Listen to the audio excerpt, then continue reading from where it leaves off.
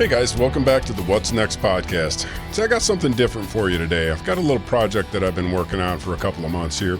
In going through some of my grandparents' old stuff after they passed away, I stumbled across the Memoirs of Dorothy McBrayer, which was my grandmother. She was my grandfather's second wife, so we weren't directly blood related, but she's the only grandma that I ever knew. Just a super cool lady. Story is she grew up in Kentucky, up in the hills, very poor, never had any shoes until she was 14, I think they said, but somehow worked her way to Hollywood, and I just wasn't old enough to ask her the question, so I'm not completely clear on how, but she did end up becoming one of the best, one of the top secretaries at one of the big studios in Hollywood. And my grandfather met her down there. He was a professional golfer, and he met Dorothy there after his first wife had died. And I don't know much about her childhood. I know I found some pictures of her sisters and her aunts and uncles, but we never really spoke about her family back in Kentucky. So, these memoirs, very interesting. She had a love for India, and she always wanted to go to India, and she must have talked about it because somebody finally asked her, hey, if you want to go, I have passage, and she was already planning a trip to go out to Chicago to the World's Fair. And I believe that was 1938, somewhere around there. Could be wrong. But they offered her passage. If you can get from Chicago on your trip to New York, then we can get you on a ship and, basically. So she entitled these memoirs, Trip Around the World. Most of it is in India. It's very interesting. It's her own writing, and it's not written like a book. It really is just written like her diary, like her memoirs, just so she could go back and remember some of these neat times. And I think you're going to find it very interesting. I came across this photo album that was with the memoirs, and there are a lot of different things in there from India. But there's also a lot of pictures in there from when she was in Hollywood, just kind of goofing off with a silent picture of friends of hers. And I see some very familiar faces in there from the silent picture films. But it's just so far before my time. I don't know exactly who's who. But we will go through and put those pictures in with this in no chronological order. But just so you can kind of see who she was and the life she lived. And there are, like I said, there are some really neat pictures of her in India with her friends that she was there with and going through castles. She talks about having lunch at the Taj Mahal and just very interesting things like that. So I had a gal come in here, one of my clients, and she's just got the most beautiful voice. And I asked her if she could sit down and read this memoirs for me, and put it on video, on audio. So I hope you like it. Here it is.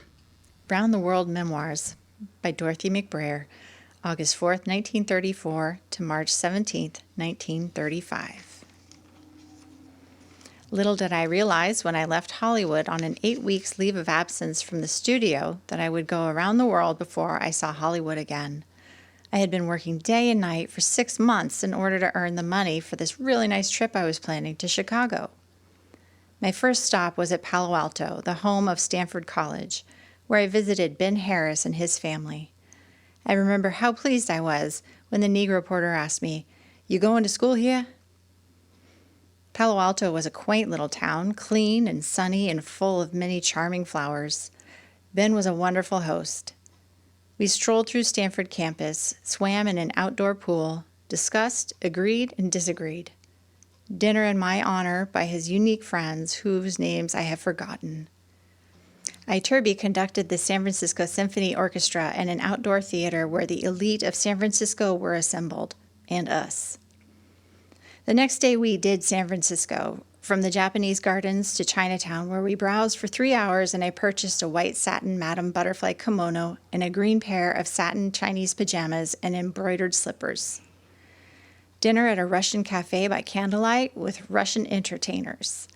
A rush for the ferry and train. One last smile from Ben's keenly alert face, and he had jumped over the back of the train where I was sitting and disappeared into the noisy station. 3 months later, he married Dolly Hurd from Chicago.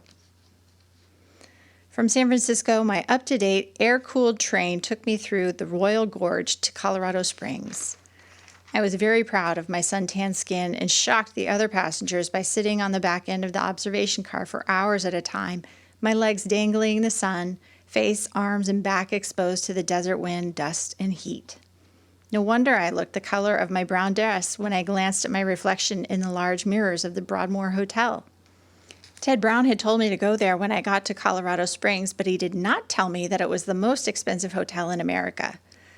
My taxi drove for miles into the black night towards the shadowy hills that surround Colorado Springs.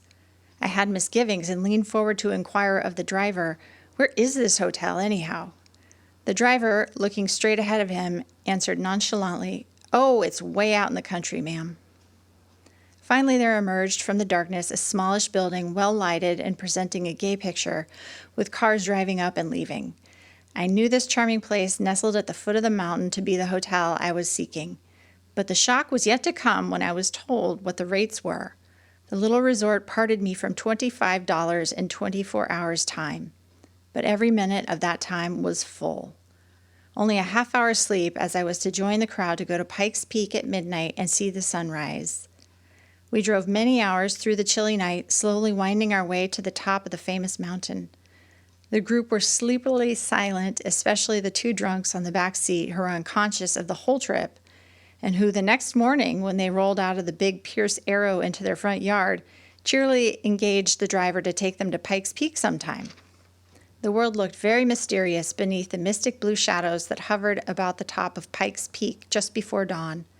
In spite of our lamb's wool-lined leather jackets, the icy wind chilled our bones. We sought refuge in a little coffee shack where a crowd of boys and girls were collapsed in a wet, dripping heap around an old-fashioned stove. They had hiked from the bottom. The sun came quickly without warning, about 4:45, and the lovely cold blueness of everything was shattered. The rest of the day I spent baking in the fierce Colorado sun, which gave a red glow to my tan skin. I absorbed the beauty of the surroundings, marveled at the stables which looked from the outside like a fine apartment house, walked along the lake where 1 or 2 canoes were idling along. Down farther, in shallow water, little children were bathing, shrieking with glee as only children can. The trellised walk from the bathing beach to the golf course conjured before me many romantic pictures. My last moments in this atmosphere of luxury were spent out on the big terrace, with the great noon sun rays beating down on me, writing to Marshall, who had telephoned and wired twice since I left home. The night before, at 3 a.m., while I was at Pikes Peak, a crowd of folks from Los Angeles called on me and left cards, but my stay was too short to encourage acquaintance. Little use did I make of the large white bedroom, furnished fit for a bride, with twin beds, all white furniture and white draperies, many mirrored closets, lamps, and white velvet divan and chairs. Just before leaving Colorado Springs, I witnessed one of the most terrific thunder and lightning storms I had ever seen. The hotel antlers sheltered me as I waited for train times. The fierceness of the storm seemed accentuated by the impressive and powerful-looking mountains towering above the little city. A short stop at Denver to see Connie, my Aunt Frances of Wheaton days.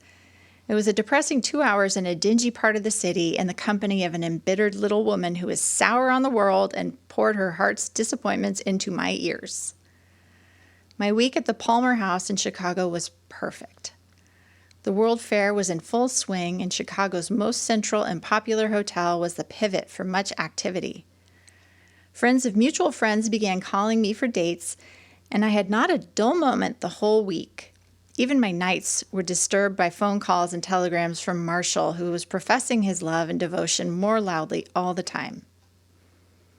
I was amused when the Hungarian architect, Mr. Nedved, who had designed many of the World Fair structures, discovered that music was my hobby and that I really preferred going to hear the Chicago Symphony than to a dance. He, too, was a great music lover, so we enjoyed an evening of symphony music with Eric de la Martyr conducting in Frederick Stokes' absence. One morning, I found in my box a frantic note from Toby Weaver saying, "Arrived with half a gallon of gas and 35 cents. Fast until you feed me." Toby was the young Englishman who played tennis with Paul Green and whom I met at his house. He drove from Hollywood to Chicago at the same time that I went on the train. I financed him till his money came. We had a jolly good time at the fair, especially at Hollywood, which was such a hoax, and Merry England, also hoax, as we both well knew. As a farewell celebration, Toby dined and danced to me in the Empire Room at the Palmer House with Ted Weems and his orchestra playing. And that was the last of Tobias Weaver, Esquire, who is now somewhere in London on Sussex Street. Marion Peterson introduced me to a flock of doctors who had their share of making my holiday a success. We swam in the cool, green, mild waters of Lake Michigan. I remember how clear the water was, like pale emerald, and how gentle the waves after the rough Pacific. We dined often at the hospital when the doctors, especially my favorite, couldn't get away, and we often had small parties in their rooms and danced. My favorite was Chester Zeiss, staff physician of the hospital. 27 years old, tall, blonde, and handsome. I fell in love with him at sight the minute he walked into the room where I was sitting. He seemed to tower above the other doctors, and he had a serious way about him. Later, when I grew to know him better, I learned that he was serious, about his profession, about love and marriage, and other things. Chet was a fine person. I could have become serious about him.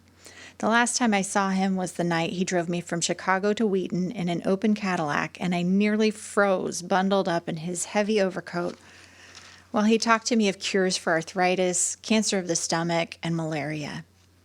He knew then that I was going to India. I've always found cigars objectionable, but I didn't mind Chet smoking them. He was such a masculine type, and cigars seemed a part of him, as did the heavy, rough overcoat. The spacious reception hall at Olcott was empty. It looked like a picture page out of a book, with its modernistic murals and its stately and somewhat elaborate furnishings. Chet looked about him as if trying to size up my mysterious surroundings. Then he led me onto the stone veranda and drew me into his arms for a kiss. I was a bit surprised at this. He had been friendly, but aloof, and the impersonal way in which he went about it amused me. I was conscious of how tall he was, how broad and strong his chest was, of the lingering cigar smoke mingled with the smell of his wool overcoat and the crisp night air. I thought, I wish he would marry me so I wouldn't have to go to India. That is the way I felt about India from the first. It was a thing that had to be done, some time or other, like peroxiding my hair. I had to get it out of my system. As I said in the beginning, I didn't know I was going around the world when I left home. One day at Olcott, Dr. Arundel said, "You want to go to India?" I said, "Yes." He placed his strong hands on my shoulders, looked at me with that piercing expression in his lightning eyes, and said simply, "My dear, you shall go." And that is all there was to it. The 2 weeks that followed were hectic. Passport, boat reservation, visa, birth certificates all had to be secured. Parents and relatives in Kentucky made it difficult by objecting. I took a flying visit of 4 days to Kentucky and left them feeling more depressed than ever. Those last 2 weeks were lived in such a flurry and hurry I scarcely remember anything very definite. I have recollections of catching trains and more trains. A short stop in Cleveland where the only impressionable event in my memory was Ginny playing portions of that delightful Concerto No. 2 of Rachmaninoff's. Another train hop to Philadelphia where 2 strange young men met me and whisked me out to Sorobia to visit Sir Robert on his beautiful estate. I could write a story about that place with its old house and antique interior, the enchanting Alice in Wonderland garden, Mrs. Logan's favorite drive through 2 columns of stately poplars standing erect in salute at the entrance of her carriage like rows of guards in the palace court of a queen. My quarters were in the top of the tower house, a small wooden structure of 3 stories with only 1 room on each floor, a miniature doll-like house. A dreary rain began to fall, which kept up all day and night and helped to dampen my spirits that were already sinking low due to the numerous telegrams and airmails of protestation from friends and relatives begging me not to go to India. A spin into Philadelphia to a movie did not succeed in cheering me, especially when Neely Warrington broke down and wept because Dan was driving so fast and the roads were slippery and wet. I shall never forget that quaint old place at Sorobia, the beauty of the rugged countryside surrounding it untouched by gardening schemes. Mabel Zimmers, long and lanky, in her weird pajamas made of India prints and a grotesque straw hat with a wide brim flopping over her eyes, stands out in my memory. And gentle Kay in her exquisitely furnished room of Chinese importations. And Sir Robert himself, with his distinguished white hair and the ever-ready twinkle in his eye, gallant and courteous, the perfect host.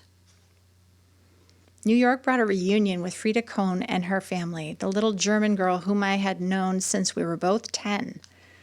We started studying the violin together, and she, in the years that followed, became a fine violinist and changed her name to Fritzi Kane. Then she married a well-to-do inventor, and they live happily in a dream house at Greenwich, Connecticut, of Old English architecture and tall pines in the front yard. We paid a hurried visit to Radio City, a magnificent achievement and a great addition to New York City. Fritzi, her nice husband Billy, and I had interesting conversation over dinner at a Cuban restaurant on the subjects of economics and music. The Cuban orchestra played fascinating rumbas and tangos, and my feet danced under the table while my mind tried to follow Billy's intellectual scheme. Fritzi's sister Paula, at one time a thrilling pianist, had abdicated in favor of her small daughter Jean, age 13, who had turned out to be a surprisingly accomplished musician. She played Bach's toccata and fugue and many difficult numbers. Paula's realization of Jean's genius and superiority in technique had caused her to forsake her own music, but after much persuasion she played one or two MacDowell things with the delicacy of one who feels music emotionally rather than intellectually, and she plays Chopin for us with all the fire of the old days. I entreated her not to allow Jean to overshadow her, but for them to compete with each other as each had a special gift to offer. Next day, dear old Daddy Andrew Cohn appeared at the docks with a box of candy tucked under his arm, a parting gift from this family of sincere friends. Felix Layton, a young chap of 24, had threatened at Wheaton to resign his job and accompany me to India. I encouraged him, little suspecting that he would do it. He is a romantic type of fellow and imagined that he was infatuated with me. I made the mistake of wandering about the Alcott Gardens with him in the moonlight, hand in hand, and he was even daring enough to sit on the grass under the graceful moss of 3 willow trees, when he clumsily leaned forward on his knees with an hysterical giggle and kissed me. I felt like a cradle snatcher, but knew that a stop would soon be put to any romantic ideas that he might have when I departed for India. But it was not so easy as that. For at the docks in New York, I saw his tall, skinny figure angling toward me with a grin on his face from ear to ear, his small eyes only slits of light. He had borrowed the passage fare and was to accompany me on my boat. From that moment on, my famous skill for chilling ardent admirers was employed to such an extent that by the end of 6 weeks and 3 days, when we reached our destination, Felix, afterward named Chuck by our captain, was convinced that I was not in love with him and had never been. Marshall had sent a whale of a letter assuring me that I was making a big mistake and should come back and settle down with him and have a home and children, the things I really wanted.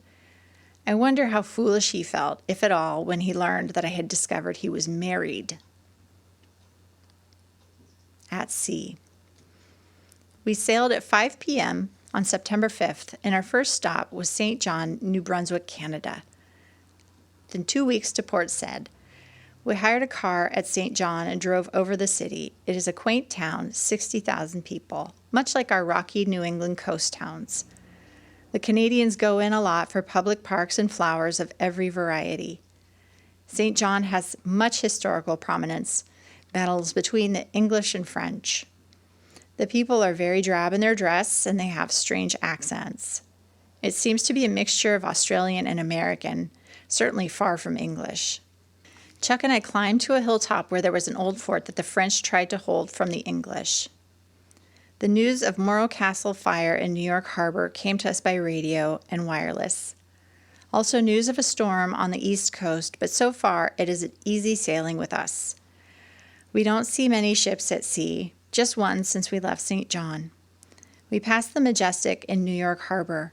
It is supposed to be the largest ship in the world, made us look like a toy. The water is often changeable. Most of the time it looks greenish-black and has tufts of waves clear across to the horizon. Off the Canadian coast, where the tide is so changeable and where there is so much fog, the water took on the most peculiar look, like a sheet of gray steel, not a ripple anywhere, just a smooth, almost oily surface. The prettiest time of the day, to me, is just after sundown when the water looks silvery and is tinted with the rays of the sun, sometimes rose-colored, sometimes violet or purplish. The air is more bracing then, too.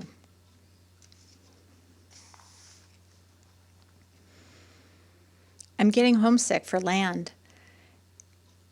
If they'd set me down in Germany, I think I'd be happy, just any earth. Only 8 days out, and I'm ready to quit. The constant motion of the boat and vibration of the engines make me nervous. Haven't been seasick yet, although we have had some rough wind which made the ship rock a good deal. We're out in the deep, deep blue now, and it is prettier than the Atlantic coast ocean. We are partly in the Gulf Stream and headed for Gibraltar, which we will reach in a few days. We go through the Mediterranean and land in Port Said, Egypt, the northeastern part of Africa. I am told that Port Said is the most corrupt city in the world, and if one gets back on his ship without being robbed or knifed, he is lucky. Well, we won't know our fate till we get there. We get the most amusing radio programs from France. We've also had England, Germany, Portugal, and Spain. The Spanish programs have been the most enjoyable. The other night, we must have had Morocco or Algiers, the queerest sort of wailing and chanting, similar to the Indians. Monday night, we passed Gibraltar Rock at midnight, and I stayed up to see it. The others slept through. The city below the rock was alive with electric lights. On our other side, Morocco was lighted up. Ships sailing close by made more excitement than we had experienced since we left the USA. Since entering the Mediterranean, we have often been in sight of land, the northern coastline of Africa, bays, islands, etc. The weather is delightful, not warm yet, just right. I play deck tennis and deck golf every day, as well as walk and climb all over the ship for exercise. Every night at twilight, I walk a mile. Being the only woman on the ship, my popularity is phenomenal. I am dated up for ports so far ahead, I can't keep an accurate account of it. The most confusing thing is the difference in time. I am now 9 hours ahead of home. It is 3 p.m. here, and at home it is only 6 a.m. of the same day. When I wake up in the morning, my first thought is, wonder what the family are doing now. I look at the clock and discover that they are just going to bed. Port Said, Egypt, September 27th, 1934. At Port Said, you have to anchor out in the water and take small motorboats to the shore. But before you can dock at any port, a whole raft of visitors has to pay their respects, beginning with the doctor for inspection. This time he was an adorable small Egyptian with the dignity of a high-class Hindu. He wore a tan-colored tunic sort of suit, which lapped over like a coat, and on his head a little red felt Mohammedan hat that looks like a flower pot turned upside down with a tassel hanging off the top. He called on us in a gorgeous cream-colored motorboat, the prettiest I have ever seen. Our boat lowered a ladder to the water, and that is how these people get on board. It was a shaky affair with a rope-like banister that gave about 6 inches if you leaned on it, and the steps themselves were anything but easy to climb.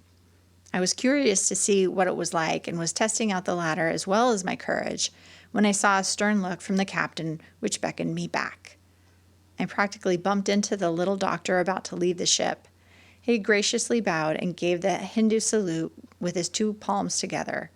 I was very favorably impressed with this little man. Next to call on us was the police department. A tall, well-shaped Egyptian preceded the police representative up the stairs and stood like a statue at the top to keep out the ruffians who were clambering up on our ship. As it was, a bunch of them had already got on and were the most menacing-looking group of men I had ever encountered. Most of them wore what looked like striped cotton nightgowns. Some wore a western coat over their nightie, but those who did not looked just as if they had hurriedly hopped out of bed, barefooted, but always with the above-mentioned flower pot hat. The policeman in uniform that stood at the stairs with his arms folded and his head high was my conception of the Egyptian type. He was tall, with very broad shoulders and small hips and waistline. His skin was quite dark, and his hair and eyes were black. The outline of his features, and especially the way his eyes were set, looked typically Egyptian. He was very alert and quick in his manner, and his eyes were like darts of lightning. The representative of the police department was a sour-looking, nonchalant Englishman. He slowly climbed the stairs with a portfolio under his arm, never looking to the right or left, an air of boredom about him. With the same slow tempo, he mounted the steps to the captain's cabin, finished his business, and departed in the same weary and worn way. We thought he looked as if he were fed up with his job and the universe besides. All the time these visitors were calling on us, the hoodlums were darting all over the ship, even onto the captain's deck, until he lost his temper and ordered them off, or else. These dirty natives wanted to sell us things or go ashore at 2:30 in the morning and get us anything we wanted. They come aboard in the wee hours of the morning and offer everything from money exchange to a toe manicure. They were a desperate-looking bunch, and that night I closed and locked all the portholes I could spare because these fellows were on the ship all night. This was our first stop since St. John, New Brunswick, and the mere sound of silence after the engine ceased was a thrill to us. The quiet way in which these men went about their business, never speaking except on duty with the captain, and then with a foreign accent. It was all very weird. Even the beggars slipped around stealthily and with suspicious quietness. The only noticeable sound was the babbling of the natives down in the water, manipulating the small boats clustered around us. It was now about 3 o'clock in the morning, and I was still dressed in evening clothes, as we had had a dance before coming into port. Chuck and I hung over the railing and saw approaching us another motorboat. Reclined in the back, the personification of nonchalance, was the figure of a white man stylishly dressed in white flannels, brown coat, and brown felt hat. The angle at which his cigarette was poised and the grace with which his legs were crossed told a story in themselves. We didn't know what to expect of this handsome person who could have been a movie actor. We soon learned that he was the ship's agent. We have one in every port.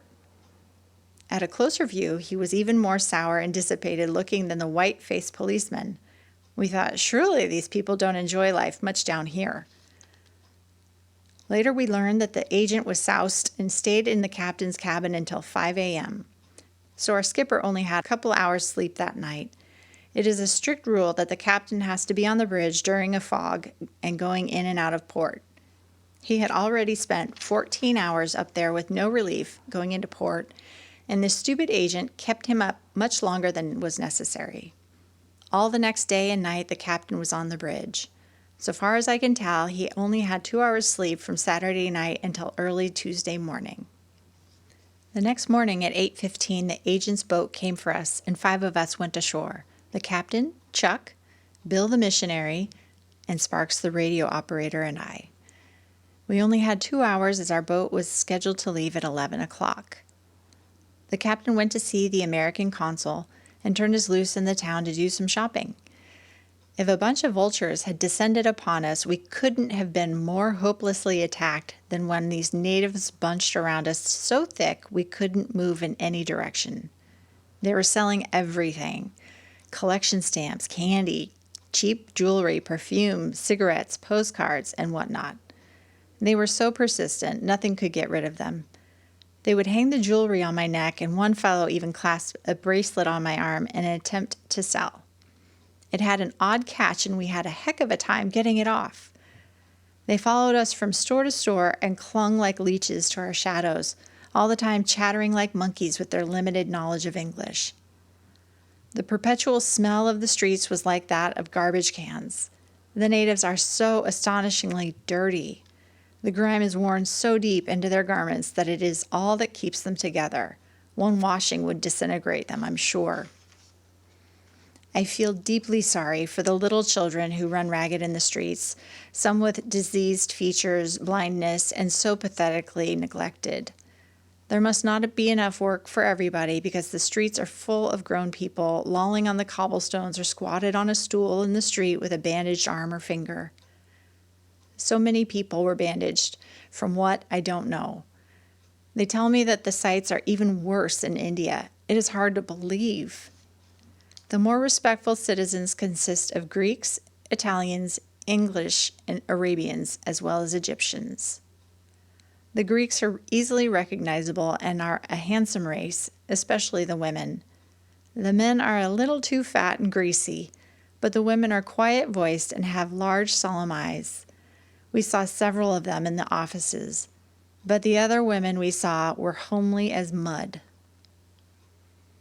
It is difficult to do any shopping for two reasons. One, you're not sure of the money exchange, and second, the Egyptians are so ready to cheat you and raise the price.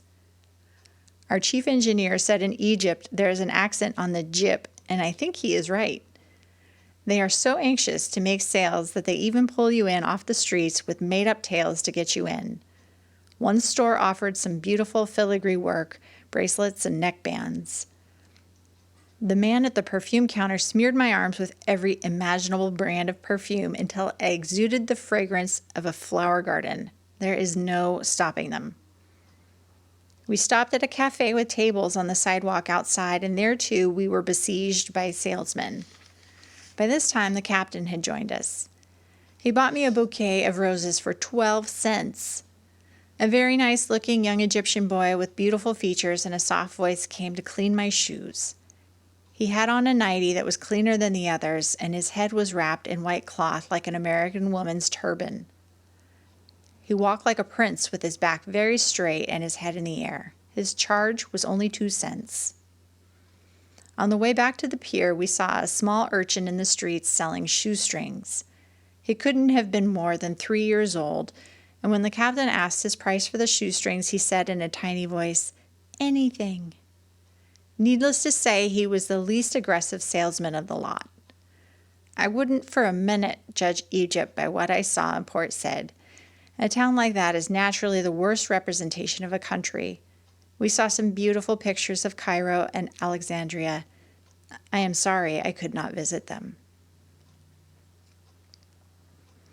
Suez Canal. The Suez Canal is 90 miles long. Our boat had to go so slowly as the canal is very, very narrow. It took us from noon until 4:30 a.m. the next day to get through into the Gulf of Suez. We had to stop over an hour to let some ships pass that were coming into Port Said. The scenery out of Port Said was very interesting, mostly desert, but sometimes a green spot with picturesque trees.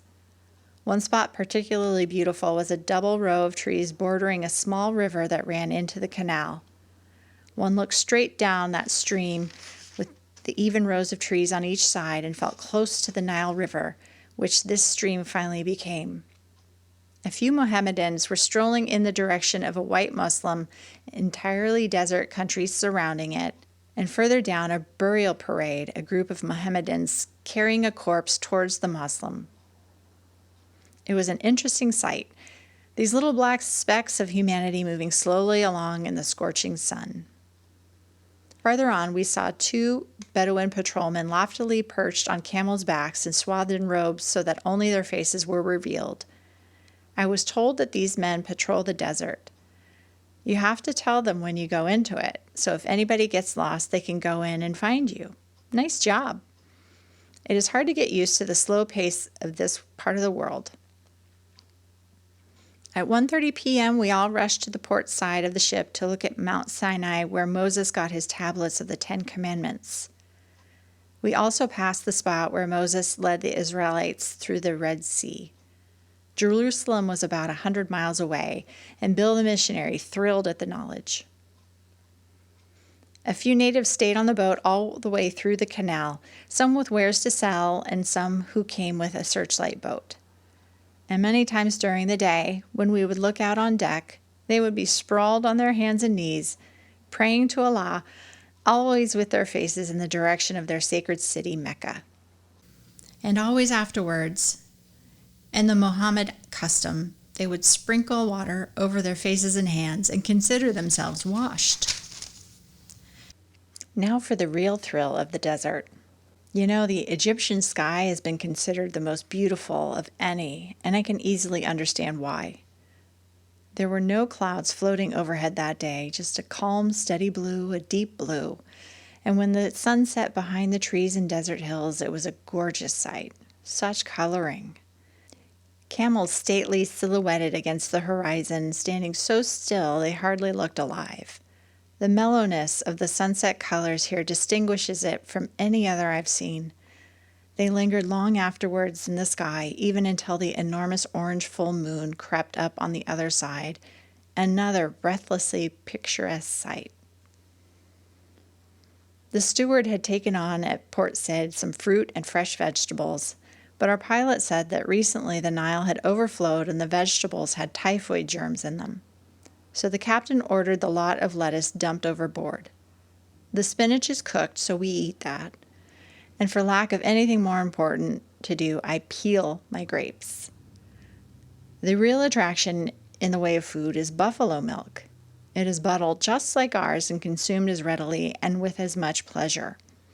The quality of it is a little different. It has more substance than our milk, and it is more like our thick cream. In the Red Sea. We have had to abandon deck tennis for a few days. It is 96 in the shade this morning, and it is cooler today than it was yesterday. Any extra exertion seems a crime, so we just flop any old place and try to stick it out. Chuck cut off a pair of his trousers and made them into shorts, and I practically live in shorts. At night we have to sleep under a fan without even a sheet over us. Last night we tried a game of bridge, but by 9:30 we collapsed in a melting heap onto the table and straggled out onto the deck for air, but there wasn't any. I never noticed the stars back home particularly, but for lack of scenery, you do notice them here. And I see so many brilliantly colored ones. There are a few bluish planets that look like great diamonds with the blue fire flickering in them. Then the smaller ones look red. Maybe they're the same in any sky. I never noticed. When this heat first started the other day, I asked if we might put on our bathing suits and turn the hose on ourselves, and we were told we could. So we got out a huge fire hose with enough force to knock you down. It was loads of fun, although the water was even hotter than the air that day. We found by turning the hose straight upwards, the water fell in an even spray around us like a fountain. The next morning, the first officer had the crew out building us a swimming pool. It is made of planks nailed together, 16-foot square and 3 feet deep. Spread on the bottom and the sides is a new tarpaulin. The big fire hose runs into it constantly, so the water is ever changing. It is a lot of pleasure. Yesterday I went in swimming 3 times, but only once in the sun because I could soon tell that it was pretty powerful. Bill got terribly sunburned because he is white as a lily anyhow. The most fun is to go in at night because then the water is cooler and there is no sun.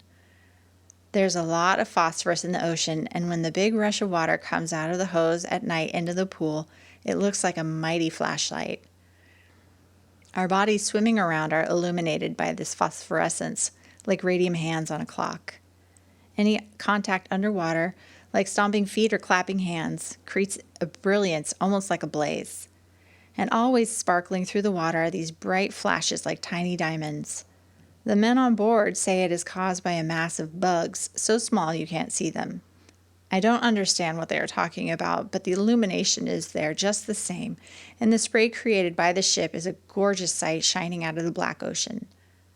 Sometimes the whole surface of the water gleams with its phosphorescence, like a great blanket of diamonds. The longer I am on this ship, the more I like it. After a week or 2, I was bored and in a hurry to get places, but now it is different, and I don't mind how long the journey is. Indian Ocean. We are in the Indian Ocean now, and it is still hot, with a hot wind blowing. It is called the southwest monsoon. It usually changes around the 1st of October, so we're due for hot weather for a while longer. Our course today is along the Arabian coast, and soon we shall see the British outpost Aden. The climate there is so bad that they have to change completely the personnel every 3 months. I am improving at chess. Last night I skinned the chief engineer in 4 straight games, but Chuck is too good for me yet. I have only beaten him once, and that is because he got careless and thought I wasn't good enough. I am crazy about the game. I miss my beauty parlor and have hesitated to wash my hair because I didn't know what it might turn out to look like. I finally did shampoo it, and Medusa wasn't in it. I would make a good advertisement for a hair tonic. I would like to shave it like the men of our crew, but personal vanity always within me. October 1st. For several days we've been running close to the Arabian coast, which is inhabited by wild and dangerous tribes. If our boat had to stop for engine trouble, we'd be out of luck because in 2 minutes, more or less, a band of these cutthroats would be all over the ship, and that would be the end of us. The captain said if we were forced ashore, we wouldn't stand a chance for our lives. These wild men are so bloodthirsty. We don't dare go out in the sun now without a topi.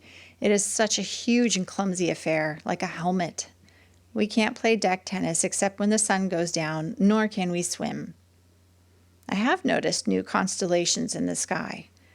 There is one perfect heart-shaped one. It's large, too. Another interesting discovery is the porpoise fish. In these waters, they are about 4 or 5 feet long, gray in color, and very swift. The waters are thick with them, and they speedily race along with our boat, sometimes right under the bow. At first I thought we would run over them, but sure enough, they were always one leap ahead of us. Their main characteristic is that they are mammals and are friends to man. They will never hurt a man, but if a shark attacks him, they come to the man's rescue and fight the shark. And when they are hurt, they cry like children. Seamen consider them lucky and wouldn't harm them for the world. They are beautiful and graceful when a whole school of them leaps out of the water in unison. We have seen a few small whales and flying fish, and a lot of beautiful birds. Karachi, India, October 5th. Dr. Arundel had written to a friend of his in Karachi to meet me, a Mr. Jamshed Nusarwanji R. Mehta. He was president of the municipality for the past 15 years, and the customs man said he was the richest man in the city and was most highly respected.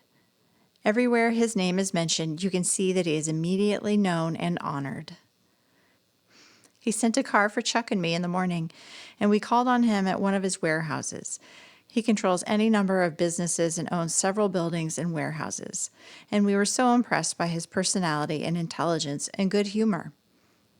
Later, at 6 p.m., he sent his sister-in-law, a charming Parsi lady, gorgeously wrapped in a rose-colored gorget sari, elaborately bordered and wearing high-heeled French brocade slippers. She was sitting like a little doll on the back seat of a town car when we came down the gangplank. Our first glance told us that she was extremely rich, and later observations proved this. I was agreeably surprised at Karachi, and if the other Indian cities can be compared with it, then I will be very happy. The captain took me with him to call on the American consul and ship's agents early that morning. The offices of the American consul were nice and cool and clean, and he was a very quiet, resigned little man with not much of the American push and go about him. He had acquired some English accent, which was easily perceived. We didn't like it. I hope I shan't get that way. There were 2 stenographers in the consul's office, Indian girls, with bobbed hair, wearing Western clothes. They had nice, friendly faces, but they didn't possess half the charm that the native women do who wear their own native dress. The men, on the other hand, in Western clothes, looked so nice and neat. They were intelligent and very handsome and courteous, as all Indians seem to be, even the beggars. You don't find the grasping, thieving, dirty beggars of Port Said in India, or Karachi, rather. I don't know what the other Indian cities are like, but Karachi has a high standard. There is no doubt of that. The beggars are infinitely cleaner than those we saw in Port Said. The only really black and filthy natives I have seen yet are the ones who group around the harbor and help with the unloading of cargo. They seem to be the equivalent of our Negro and are as black as coal, not like the brown olive of other Indians. The history of the Aryans who came to India explained that they were originally white, and in the centuries that followed, they mixed with the black natives, or aborigines, of India, thus making the Aryans take on a darker color. Coming back to the ship late at night, we had to step over bodies just as if they had been corpses stretched out. They sleep on the streets or railroad tracks, any place they happen to be. Our stepping over them didn't even rouse them. They slept right through it and didn't stir an inch. When I asked Mrs. Homi Mehta, the Parsi lady, how these poor people lived, she said they always managed to earn 1 or 2 annas a day. 1 anna is about 2.5 cents. And keep alive by eating the cheapest food, rice. There is no organization, charitable, that looks after feeding the unemployed, although there is a Red Cross child welfare organization. The 3 most important types of India are the Parsi, the Hindu, and the Mohammedan. The Parsis are the wealthier class, from Persia, and there is rivalry and unfriendliness between all 3. Mahatma Gandhi has been slipping in popularity, we were told, and many seem glad that he is going to retire. Mrs. Mehta said, "It is about time." I asked if the Indians really earnestly desired home rule, and she frankly said, yes, they do desire it, but they are not really prepared for home rule yet. Karachi is a city of nearly 300,000 people.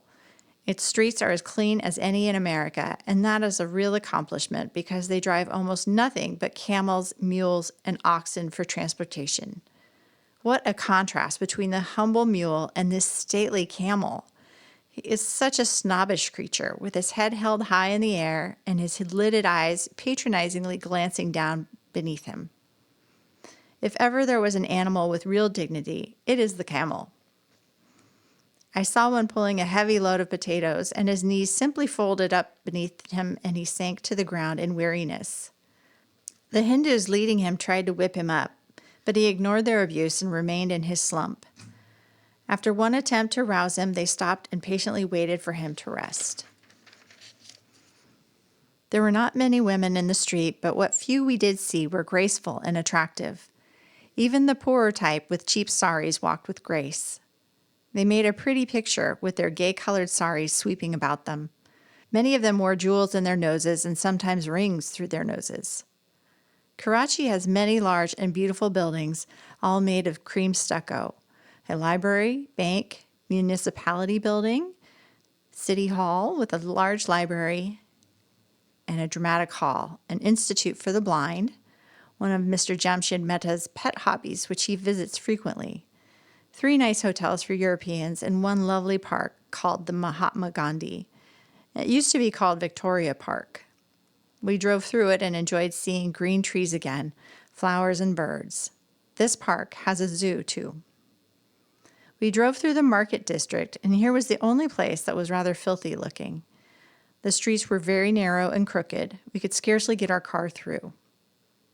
The streets were thick with good-natured Indians loafing about and others energetically working away at some art craft, still others selling fruits, vegetables, and nuts, all in ridiculously small quarters.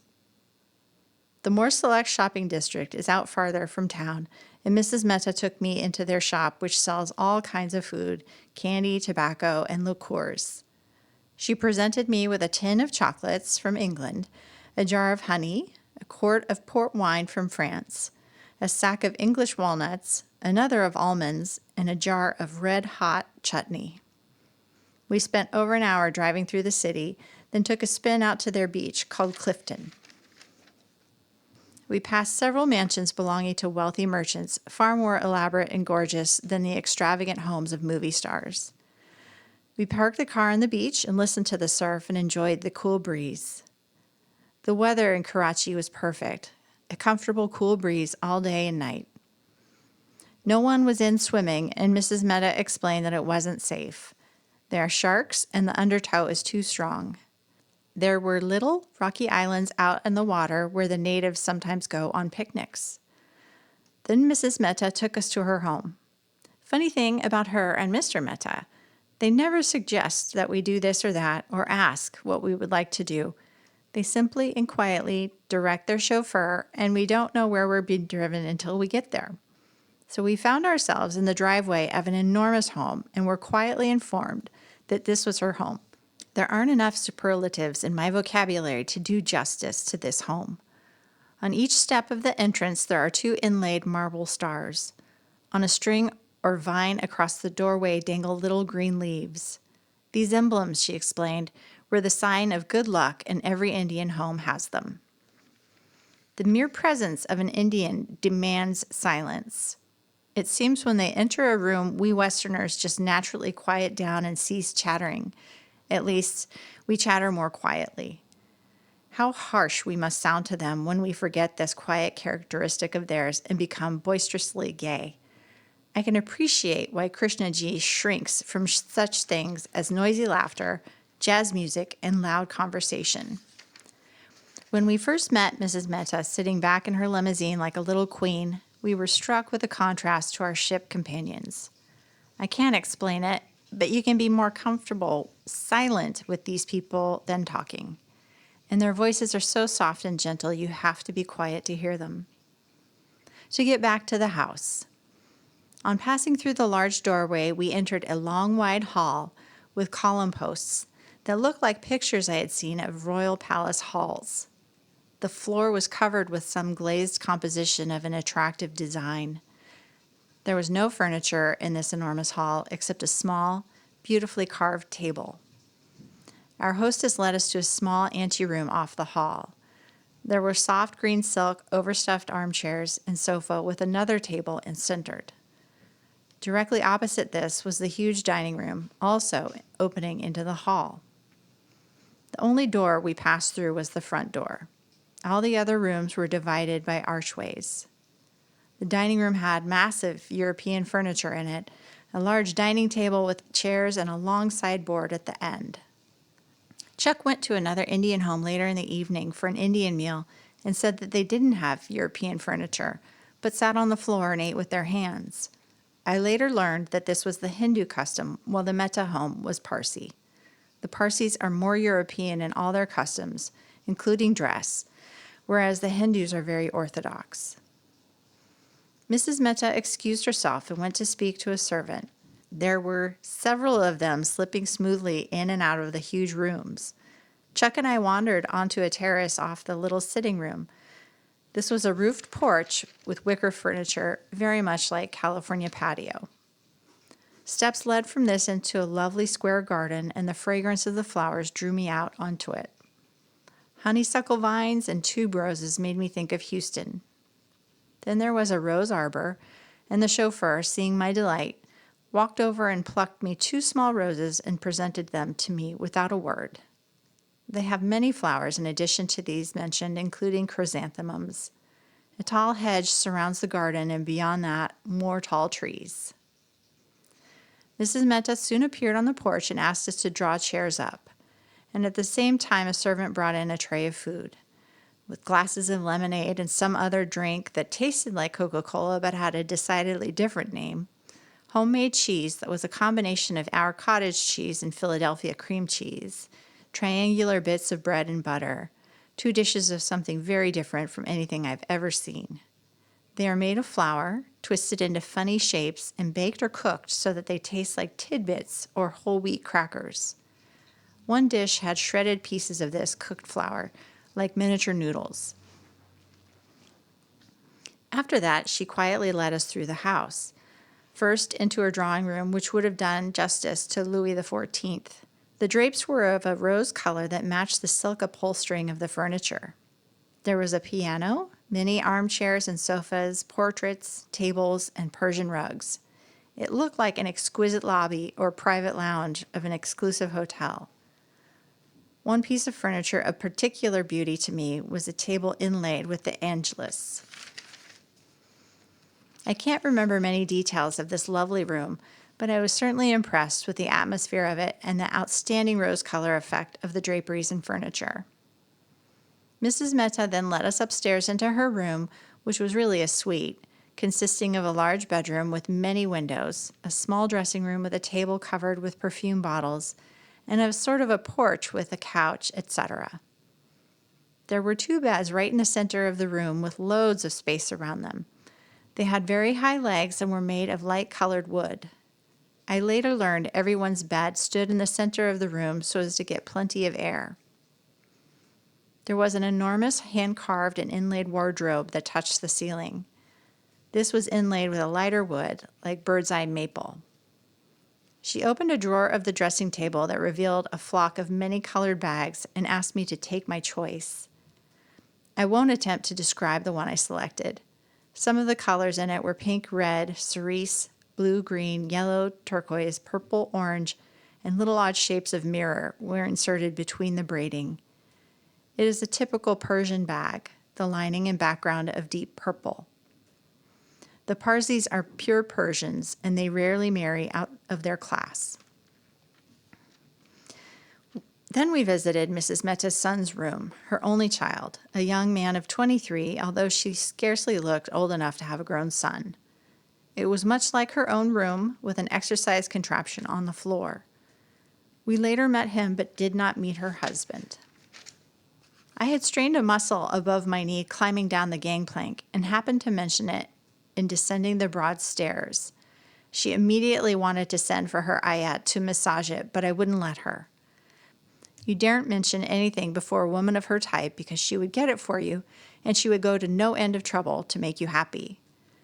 I was speechless with gratitude over her generosity as well as her instinctive feeling that we would like to see over her house, and when I tried to express it, she smiled and said it was such a great pleasure to have our company. When I said goodbye to her, she reached into the car where I was sitting and placed the palm of her hand against my cheek in the sweetest way. A gesture like this, I imagine, is uncommon because most Indians are not a bit demonstrative.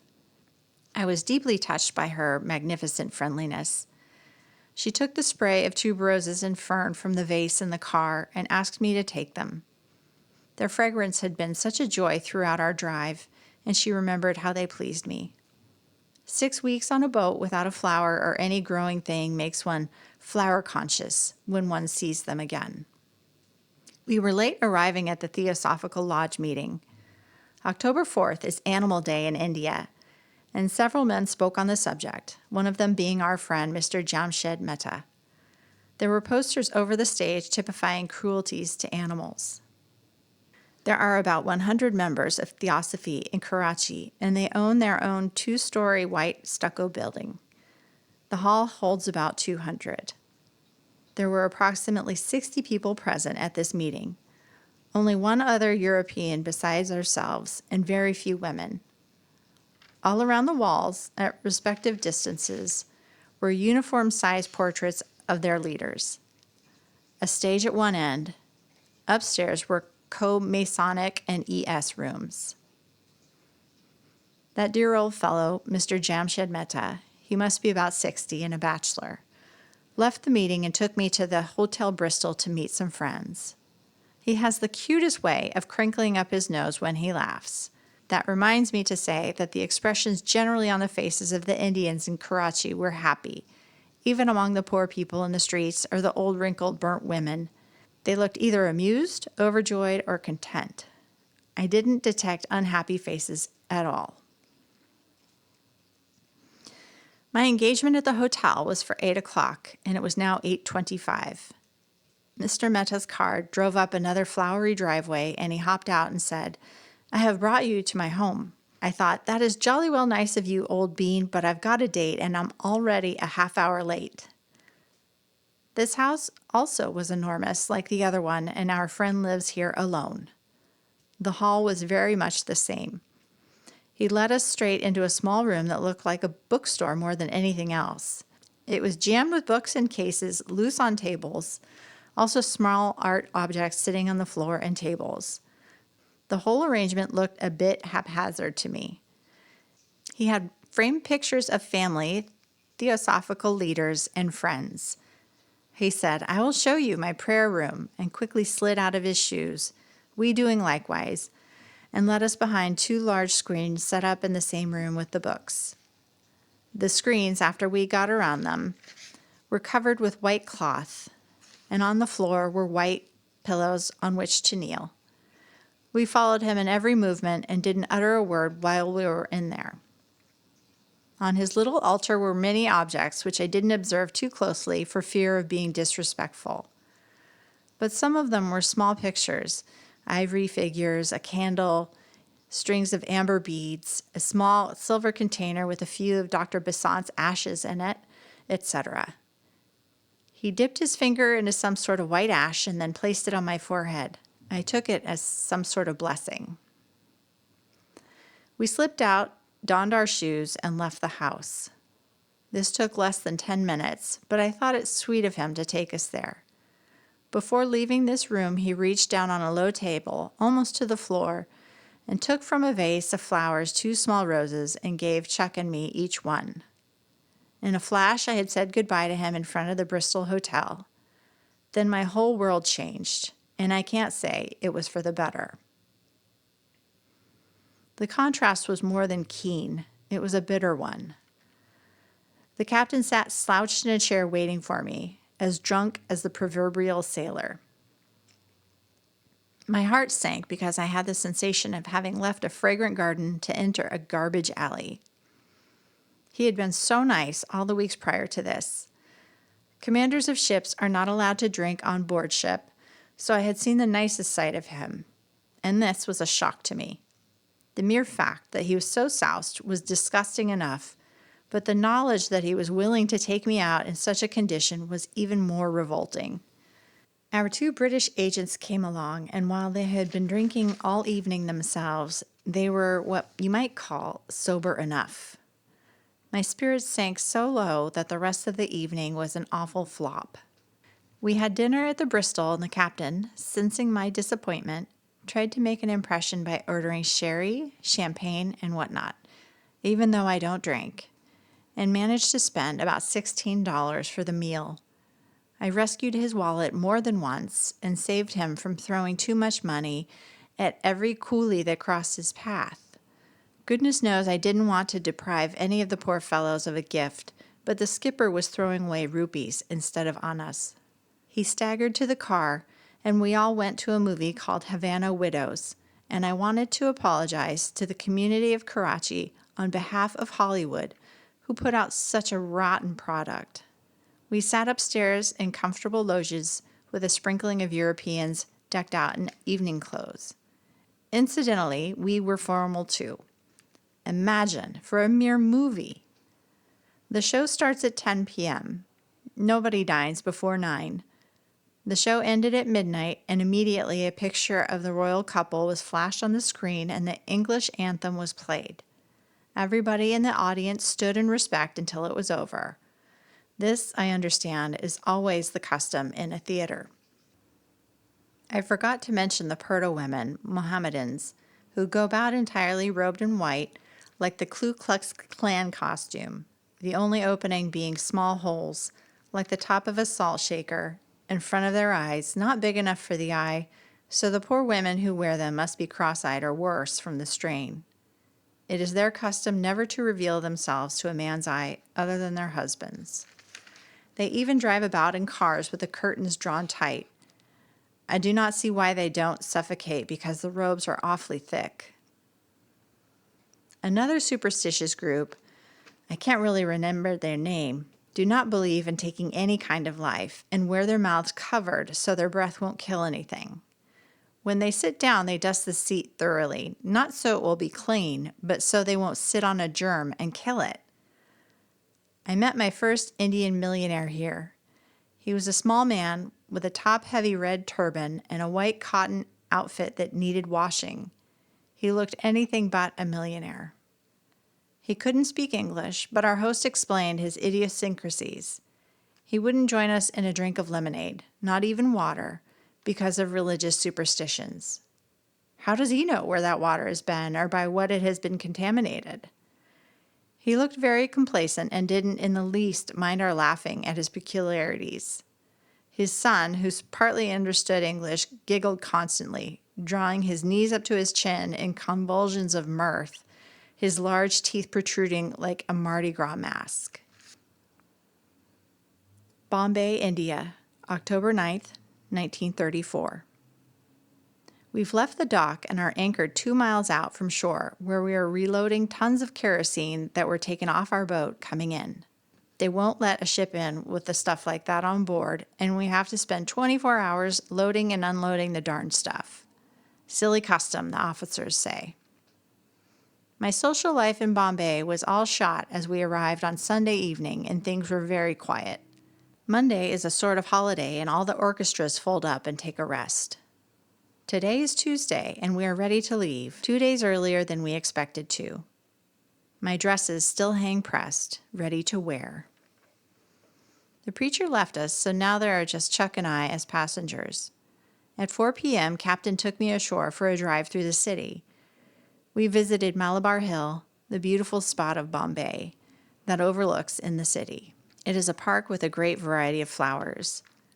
There are the Hanging Gardens, also another showplace, and the Temple of Silence where the Parsis bury their dead. They put the corpses out for the vultures to pick. These creatures fly overhead all the time. At first, it makes one feel creepy.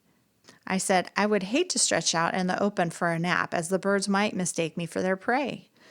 We saw a Parsi funeral, about 20 men and women in all white walking up the Temple of Silence, carrying on the shoulders of 4 of them a mattress covered with cheesecloth. The body must have been small, as we could scarcely discern it, but the thing would bounce up and down like a mummy. A gruesome sight. Then there is the burning ghat for the Hindus who cremate their dead. Each class of Indian has a different system. Some of them dump the dead in the river, and that is the worst of all because the anchors from the ships sometimes interfere with them, and it is a ghastly experience for the sailors. Not a very pleasant topic, but it is a part of India, and I want to know all I can. Bombay is a big city of nearly 1 million people and a great many Europeans. The buildings are large and elaborate in architecture, and the homes show signs of wealth. There are more Parsis here than any place in the world. There are only 100,000 Parsis in the whole world. I don't remember who gave me that figure, but it doesn't seem possible that there are so few. Maybe I left off 2 or 3 zeros. They have scads of money and only recently have begun moving with Westerners. I don't mean that they mix or go with Westerners, but they appear in public places with their own people. The Taj Mahal Hotel is a gorgeous place, and many beautiful Parsi ladies can be found dancing there with expensive saris on. Some of them cost as much as 2,000 rupees, nearly $1,000. They are usually heavily embroidered or bordered with sequins or jewels. The Hindu and Mohammedan women never come out in public. The captain and I returned to the city from our drive about 7 p.m. and stopped to visit the Crawford Market, which sells everything in the world, all kinds of food, canned and fresh, silks, ivories, brassware, and whatnot. I was crazy to buy a Burmese temple gong for Sinta to replace the dining room chimes that have gone haywire. This gong has the most magnificent tone. I hope I shall be able to get one in Madras. All I bought was a white cotton sari and a topi. The captain bought me some Heinz baked beans without meat, some mints, and chewing gum. He also presented me with a game of chess for my own use because I am always borrowing the steward's just when he wants to use it. I also bought a score pad with the latest contract bridge rules, as some of our arguments reach an awful pitch, and there's nothing like black and white proof in such an emergency. About 7:30, the captain parked me on the veranda balcony of the Green Hotel, just remodeled in the most attractive way. It has a club room, a bar, lounges, etc. I don't know what I expected of India, but from some of the stories I've heard, I thought they were frightfully backward and uncivilized. So far, I find that pertains only to their beliefs and superstitions. The British have certainly not neglected them materially. They have provided this country with really beautiful cities with all the modern conveniences. This observation was made before I had come in contact with the natives. It seems to be the custom to drink all day long, not liquor necessarily. They usually have 1 or 2 alcohol drinks a day, but not too much as it is dangerous to the health and it often gets you in a big way. But they drink coffee, tea, Coca-Cola, ice cream sodas, and lemonade by the ton. They call it lemon squash. It is made with soda water and tastes like citrobicarbonate. I have drunk so much of it that I feel like an overloaded water bottle. You see ever so many Englishmen lounging about the hotels, wearily reading a newspaper or drinking alone. There just aren't half enough women to go around. This whole veranda of the Hotel Green, where Skeets the captain had parked me while he looked up a friend from America, had only 3 women besides myself, and I didn't count the men. It was so cool and overlooked the ocean. Chinese red wicker tables and chairs and glass doors led into the dining room and dance floor. Skeets and I did a few turns. The drummer was an American from Massachusetts and played Smoke in Your Eyes every time we rubbed our eyes, which was the signal. At first we sat outside, then moved into the dining room for dinner as we spent too much time dashing in and out from dances. The popular dance rhythm here is so fast it is difficult to keep up with it. Bambolina at high speed sounds like a funeral dirge compared to the way they play most popular pieces. Captain brought his friend Frank Collins, owner of a magazine publishing house, to join us with his date, a beautiful young English girl who was born here as well as her 8 brothers and sisters. So many English families settle here and live more economically than in England. This girl has never been away from Bombay in her life. She has a complexion like a rose. I haven't talked to anyone yet who thinks that the climate is detrimental to one's health. A lot of the Britishers who work here temporarily do not like it because of the lack of women, but otherwise they have nothing against it. Mr. Collins has lived here 18 years and has a lot of prestige. The hotel rooms are large with big ceiling fans and large open windows and doors. Inside, most of the buildings are cool. They are built to be so. We finished our dinner at the Green Hotel and dashed to a movie at 10 o'clock to see Scarlet Empress, and von Sternberg broke another record of making poor pictures when he turned out this one. Dietrich looked like a moron throughout the picture. I think she was a good match for the Mad Prince. They stop in the middle of a picture for intermission and drinks. More lemon squash. We had a private box, like at the opera. It cost 3 rupees, 6 annas, or roughly $1.30. Skeets promised to abstain moderately from liquor while he was with me. In my presence, he consumed 5 whiskeys and sodas, which I thought was plenty. He seemed to be feeling good, but never got beyond control. Later, he confided that he had sneaked 9 when I wasn't around. That made 14. He did it just to show me that he can drink a lot without getting soused. But that didn't impress me much, and I said, "Tomorrow you can go out and get blotto if you like," which he did. Mr. Graham of the Texas Company entertained him and the chief engineer, and from his disposition this morning, Skeets must have had plenty to drink. It always makes him sour the next day. Mr. Collins had invited Skeets and me to lunch Monday, so he sent his car for us, a closed Buick sedan, and I nearly sweltered. We visited his office first, and he gave me some of his magazines with lovely pictures of India. We had lunch at the Taj Mahal. First, we had cold drinks on its veranda, where there were a sparse gathering of society, including a Russian baroness who was divorcing her Parsi husband who deserted her. She cannot mix with Westerners. She is only seen with Indians. She is a beautiful blonde girl about my age, but it doesn't seem to make her unhappy, this attitude of white people towards her. Mr. Collins said he had never heard in all his 18 years out here of a white girl marrying in India. He said they all get married in Europe, in London or Paris, where it is not looked upon with such disapproval, and where these handsome rich Indians go and make such a hit with the women. The barrier is so strong in India that they couldn't, in their right minds, ever entertain the idea of intermarriage. The future of the Eurasian is hopeless in India. He or she is called half-caste and can only marry the dark-skinned people who dislike it as much as the white. I have digressed, as usual. After the fruit cup, we moved into the air-cooled dining room, the largest I have ever seen in any hotel except the Stevens in Chicago. The color scheme is cool green and silver, very artistically done. The waiters, all Indian, are dressed nicely in dark blue trousers and white coats, and they move about quietly and efficiently. One wears evening clothes, and there is entertainment.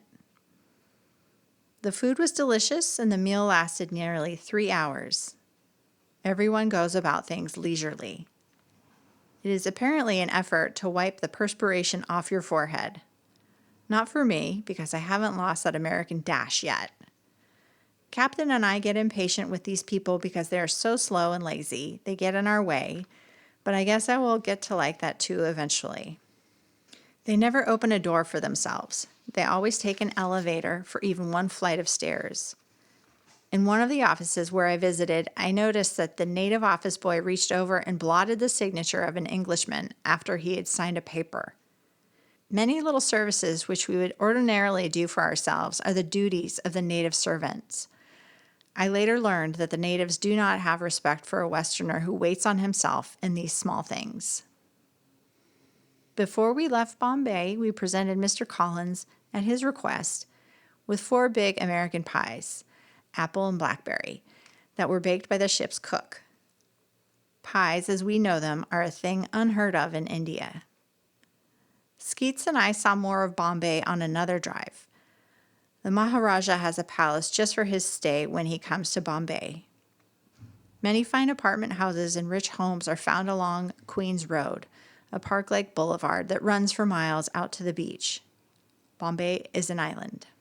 Dr. Arundel's friend, Mr. T.M. Vyas, principal of the New Era School here, invited Chuck and me to tea and supper. We visited him from about 4 p.m. till 10. He took us through the school, and we were very much impressed. It is very clean, has 6 buildings, 38 teachers, 600 students of the wealthier class of people. All Indians attend, but no caste is recognized. The girls wear white uniform dresses, Western style, and the boys wear white linen suits. They are the brightest, happiest bunch of youngsters and very handsome. Mr. Vyas studied education under Dr. Arundel, who inspired this school. For 15 years, Mr. Vyas has been perfecting it. He is a real devotee of Dr. Arundel. He studied in Paris and London, has degrees from London colleges, and is a fascinating person and still rather young. He is the son of a rich Brahmin and has been able to do all these things because he has been independent. One thing he stresses in his school is the non-recognition of the caste system, and that in itself is a wonderful thing. The boys and girls in uniform are equal. Nobody knows what caste they belong to. Even the teachers don't know, so there can be no partiality or neglect. This school owns a patch of land out at Juhu where they go for weekends. There are cabins, and the children swim in the sea, play tennis, and go scouting. There's a regular course in this school on scouting. Once a year, a group of students is taken on an educational tour of India. Mr. Vyas is so absorbed in his school he is almost fanatical, but he has done wonders. Juhu is a district about 16 miles out of town on the seashore. 3 miles of thickly growing coconut palms make a charming spot for camping. A bunch of Theosophists bought up some of this area and started a colony called the Vasanta Colony, after Dr. Besant. 19 houses were built, and they had great ideals. But the story is the same the world over. They could not live harmoniously in a community. They quarreled. The dream was broken and the ideal crushed. Half of them moved away, and the houses vacated by them have been rented by non-members. Some of them still remain, and it keeps the name Vasanta Colony. I took off my shoes and went wading in the Indian Ocean and walked barefoot on the sand until it got dark. then donned the shoes so as not to step on a snake or something. The snake story is probably exaggerated because I haven't talked to anybody who ever sees snakes in a civilized community. We had dinner at 9 o'clock, and it was delicious. We were served first with regular old-fashioned combination salad, soup made of fresh tomatoes. We sat at a table with napkins and spoon, although Mrs. Vyas ate Indian fashion with her fingers.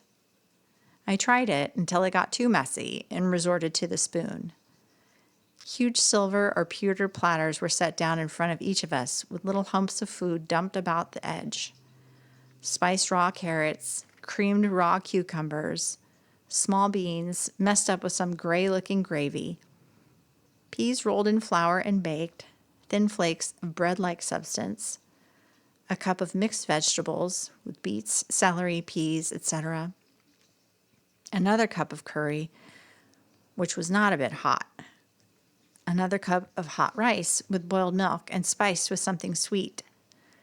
Then for dessert, we had a delicious mixture of fresh fruits and fresh cream, apples and oranges, bananas and grapes and cherries.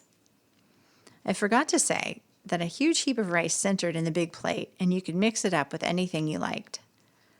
I like to mix everything up together.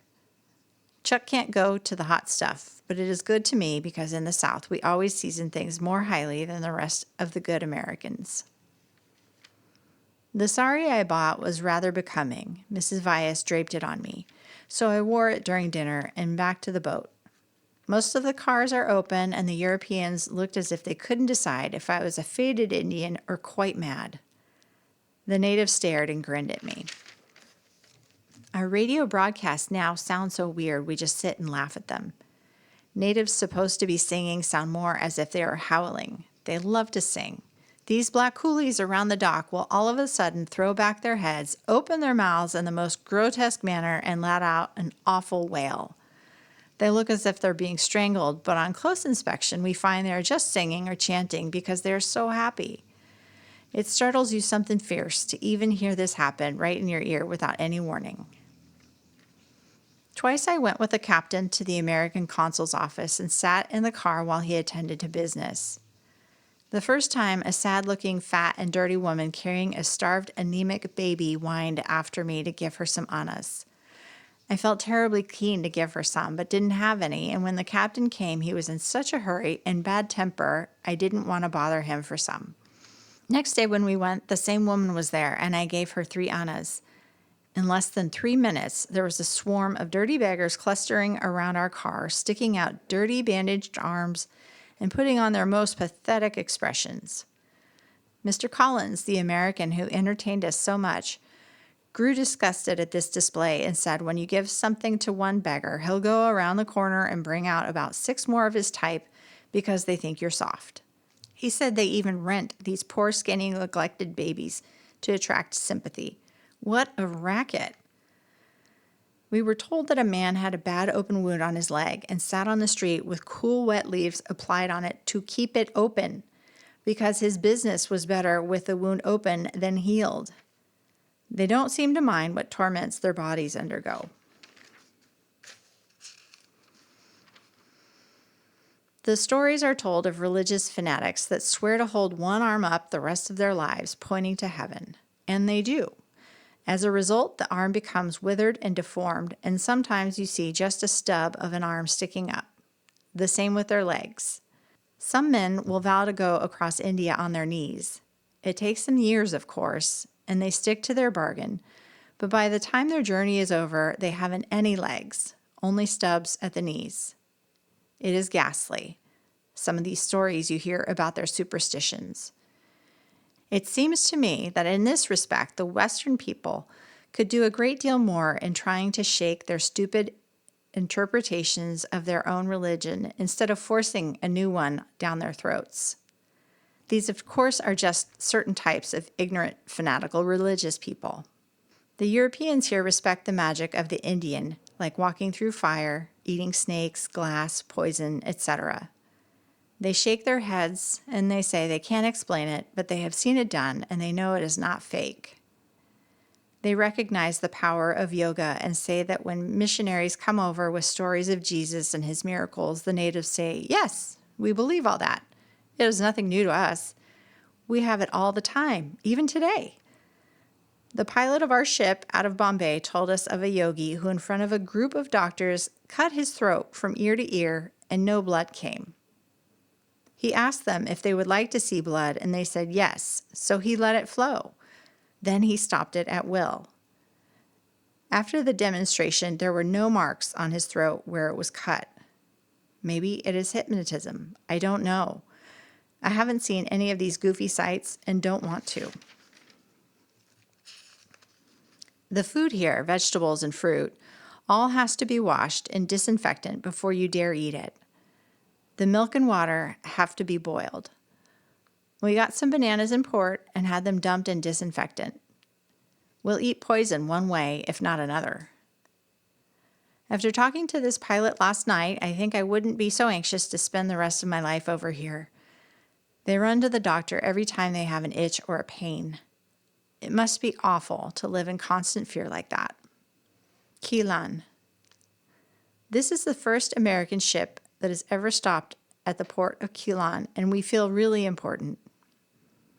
It is a little country town, and we were told not to try to go ashore because of the strong surf. Nobody can go in without a surfboard. But when our agent, a red-haired Scotsman named Pat Brodie, came on board and insisted that we visit their community, the men wanted to go, and I gave in with much fear and trepidation. Talk about thrills. I nearly expired with fright. We took the surf in a crude little surf boat, shaped more like a canoe than anything else, very narrow but deep. Our ship can't dock at this dinky port, but is anchored out in the deep, a short distance from shore, and the cargo is brought out in these little narrow boats. The suspense before reaching the big moment when the water breaks under your boat is almost worse than the moment itself. Finally, it comes with such a rush and force and sweeps you up on the beach in a twinkling, you scarcely know what has happened. Anyone less experienced in handling boats would certainly have capsized, and I was grateful to the natives for their expertness in getting the thing safely ashore. This is not a British state, but an independent Indian one, and we saw a couple of palaces that belonged to the Maharaja with a picturesque lake separating each of them, elaborate flower gardens, and everything to go towards making a stunning setting. We went through the summer palace, which was empty. It was built by the English for the Maharaja and was exquisitely furnished with modern equipment for his convenience. But the funny fellow wouldn't have any of it. He stripped the floors of its rugs and had himself built outside a private bath to his own liking, which is the oddest you can imagine. Bared of its luxurious furnishings, this palace looks like a half-vacant clubhouse. Old rare pieces of china on the walls and big handsome pieces of furniture. A balcony with matting goes all around the house on the second floor, with green blinds of straw. This overlooks the garden and lake. It's a charming place. On each side of the big house are two smaller houses, similar in structure, which are the size of a normal bungalow at home. We visited Pat Brodie's chummery, where 4 bachelors live. Awfully nice rambling bungalow with garden, 5 dogs, and clean servants. This town is so unlike Bombay or Karachi because they don't have any form of transportation at all, or no telephones, just plain country. It is a picturesque sight to see the happy natives walking down the country road, usually singing or shouting to us, "Sahib Salam," which means "Greetings, Master." One little fellow attempt a "Gush morning" at 6:30 p.m. They are a very friendly lot and much cleaner than the Bombay Indians we saw. There can't be more than 3 or 4 cars in the whole place. There are only 20 Europeans when everybody is in town, but several of them are away now, so the whole flock of white people, 10 in all, assembled at their clubhouse in our honor. It is so unusual for them to have visitors that the mere fact that we went ashore seemed to indicate that we had come to see them, and they pounced on us. We danced to a portable Victrola, but no one had as much energy as I did, and were soon pooped out. I outdanced all of them.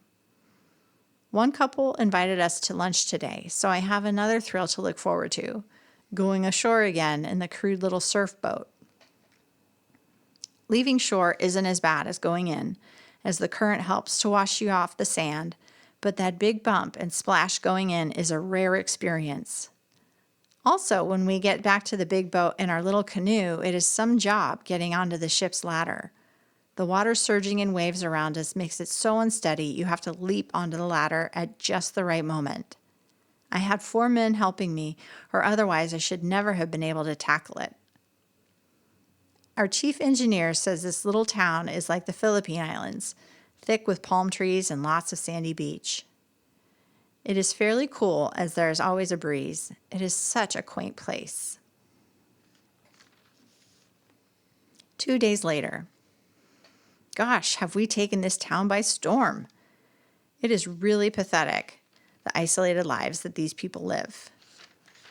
We have been entertained by practically everyone here in one form or another, and I have been invited to return for a visit with 2 families, strongly urged to do so. Their homes are so luxurious, spacious, and well-furnished that if they were set down in civilized country, they would be gorgeous. For the most part, Quilon is a Catholic town. A big white Catholic church has been built, and most of the natives are converted. Few of the Europeans are Catholic. They are mostly Scottish Presbyterian. The streets, or roads I should say, are filled with stray goats, dogs, and oxen wandering about, and it is the trial of automobile driver to get by them. Once our hostess's horn stopped working, and we would all gang together and let out an awful howl to notify the multitudes in front of the car that we were coming. They didn't know what to make of this awful racket and just looked and grinned as usual. I shall be forever and eternally turned against the use of lipstick to excess. The natives all over India have a filthy habit of chewing betel nut, which turns blood red in their mouths, discolors their teeth, and their lips are scarlet, with the red juice trickling down their chins. They spit it in the streets and sand, and it looks as if pigs have been slaughtered. The most awful-looking ones I have seen at close range are the little black coolies who row us to and from shore in the narrow little canoe boats. They always start singing when we get out from shore a bit, and the rasping, gurgling sounds that come from their throats puts us in hysterics. We can hardly keep from turning the boat over from laughing. Mr. Brody, our agent, says sometimes the rascals will deliberately turn the boat over just so they can rescue and get a reward for it. So the captain keeps them well paid for getting us safely to the boat. Incidentally, it takes as much skill to hop out of the boat on shore as it does trying to hit the ship's ladder, because if you don't jump immediately, the surf comes rushing at you again and you are drenched. The popular car in India is the Ford. It is much smaller than our standard ones, but are a trifle larger than the Austin. I believe they are made in England. Duty on cars is enormous. The other night we entertained the whole township with a dance on board ship. The dining room looked very gala, with the furniture moved back and flags draped over the walls and ceiling. It was the first time any of the residents had been off this shore, as they've been too afraid of the surf to venture forth until we came along and showed how easy it was. When they go to England, they take a train to another town and catch the boat from there. So it was a big occasion when we planned to give a party and sent word by Mr. Brody that every European on the place was invited. We had 13, the 10 from Kilian and Captain, Chuck and I. Bill the preacher did not appear. The ladies were beautifully gowned in long chiffons and organdy, brocade slippers, evening bags, etc. There were 5 women in all and 8 men. The liquor flowed, and how! And by 1 o'clock, most of the men were cockeyed with Skeese the captain in the lead. Chuck and I were the only ones who did not drink. We served Neapolitan ice cream, assorted cookies, fresh fruit, and ginger ale. They grabbed our fruit and stuffed apples in their pockets and took them home. The only good fruit here is bananas and mangoes. The oranges looked like dwarfed and withered lemons. When they first arrived on board ship and were asked what they would like to have to drink, one big shout of "Water!" rose as a chorus from all. So iced New York water was passed around with much celebration. They have to boil their water, and even then it isn't good. Bottled soda water is used mostly. Their delight over our ice cream was greater than that of children. Another novelty we could afford them was chewing gum. They also liked our Lucky Strike cigarettes. The day after our dance, all the guests took turn in entertaining us. It started at 10 in the morning at the home of one of the women with cocktails. Skeets had already consumed a battleship full of whiskey and soda the night before and was so wobbly he could hardly walk. 3 of us had to change the gold buttons in his white uniform before he could get dressed. All the houses are called bungalows, but most of them are very large. Mrs. Lord's house was colossal. 4 enormous bedrooms, each with 2 dressing rooms and 2 baths, a large living, dining room, and screened veranda. In the dining room and veranda are large rectangular fans called punkas made of a wooden frame with straw and canvas. A rope attached is tucked around a coolie's toe while he swings it back and forth over you. Most of the rooms have ceiling fans, but this contraption is always found in the dining rooms. In these homes, we saw some stunning collections of ivory, carved wood, brassware, Tibetan jugs, etc. I suppose it takes years to acquire such a collection. These women have been married a long time and have lived out here, so they have surrounded themselves with everything beautiful and luxurious to make their lives happy. And at that, they get terribly bored. There are no cinemas, as they call movies. Even if they had radios, which they do not, they would not get good programs. The newspaper arrives 2 days late from Madras. All they do is play bridge, tennis, and swim in the ocean. Mrs. Lord gave me a brass elephant bell and Chuck a small ivory god. Skeets bought me a red silk sari from a Chinese peddler. At this round of morning cocktails, I drank so much ginger ale and lemon squash I could have floated back to the ship. The 4 bachelors entertained us with lunch on our last day in Ceylon. I was the only woman with 7 men, so we dragged Mrs. Lord along. I had my worst scare coming back to the ship the last time. Skeets was so lit up he wanted to try walking the waves, so he got up in that dinky light boat and tried to climb into the back. I was petrified because the coolies could have used that as an excuse to tip the boat over. I wasn't afraid of drowning because I can swim well enough to get to a boat a short distance away, but I didn't want to lose my gifts as well as my purse. And in the deeper water, there are said to be sharks and water snakes, so it wasn't a pleasant thought. I gave Skeets a look that wilted him. He didn't say a word, but foolishly turned around and sat down. I get the biggest kick out of these Britishers. They call cigarettes fags. They always say cheerio for goodbye. And lunch is tiffin. A note is chit. They have to send each other chits because there are no telephones, so everybody knows everybody else's business. It's dashed hard to remember all their odd expressions. Mr. Brodie always ordered his coolies about like this. Damn you, get a move on you. Damn you, or I'll blank blank the lot of you. I asked him why he had to swear at them so. Couldn't he accomplish as much without threatening them? He chuckled and later, in a meek, solicitous voice, said, Oh, I say, fellows, will you please hurry those bags up? From then on, every time he addressed a native, he would add please in a long, drawn-out way, with his teeth glistening and a twinkle in his eye. Pat Brodie is a great athletic figure, and whenever there is a meet in southern India, he gets his expenses paid there and time off from work. Athletes are very popular here and idolized. Women are so scarce here that the men are overwhelmingly attentive and nice. But I wouldn't want to marry and settle down here. Their nice homes and high salaries don't compensate. I would rather peck the old typewriter any day. I am glad to be visiting India. It is a fascinating country, and it is a thrill to see people as a whole who are so different from the people you've known all your life. You can't get the feeling by meeting 1 or 2 foreigners in America.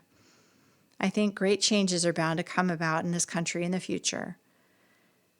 It is like the old Spaniards when they took over Mexico and Southern California. In the picture Viva Villa, you felt something of the awful inferiority the natives were made to feel by the aristocrats. It is lots worse over here. The Indians are made to feel that white people are almost holy. When I go ashore and the rush of coolies and children crowd close to me, they are beaten away as if they were dangerous animals. And on the boat, if I happen to walk to the rail where a bunch of natives are gathered, they quietly draw apart when I approach and won't stand within a certain radius of me.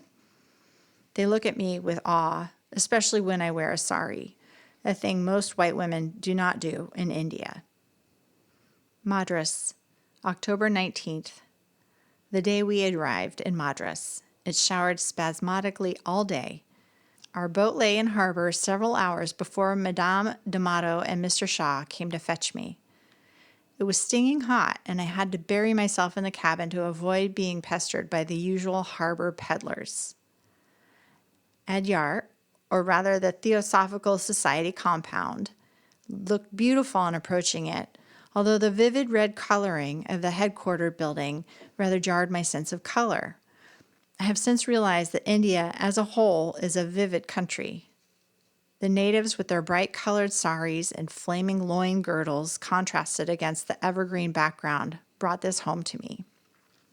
I was impressed with the surrounding beauty of Ledbetter Chambers, where I was to make my home.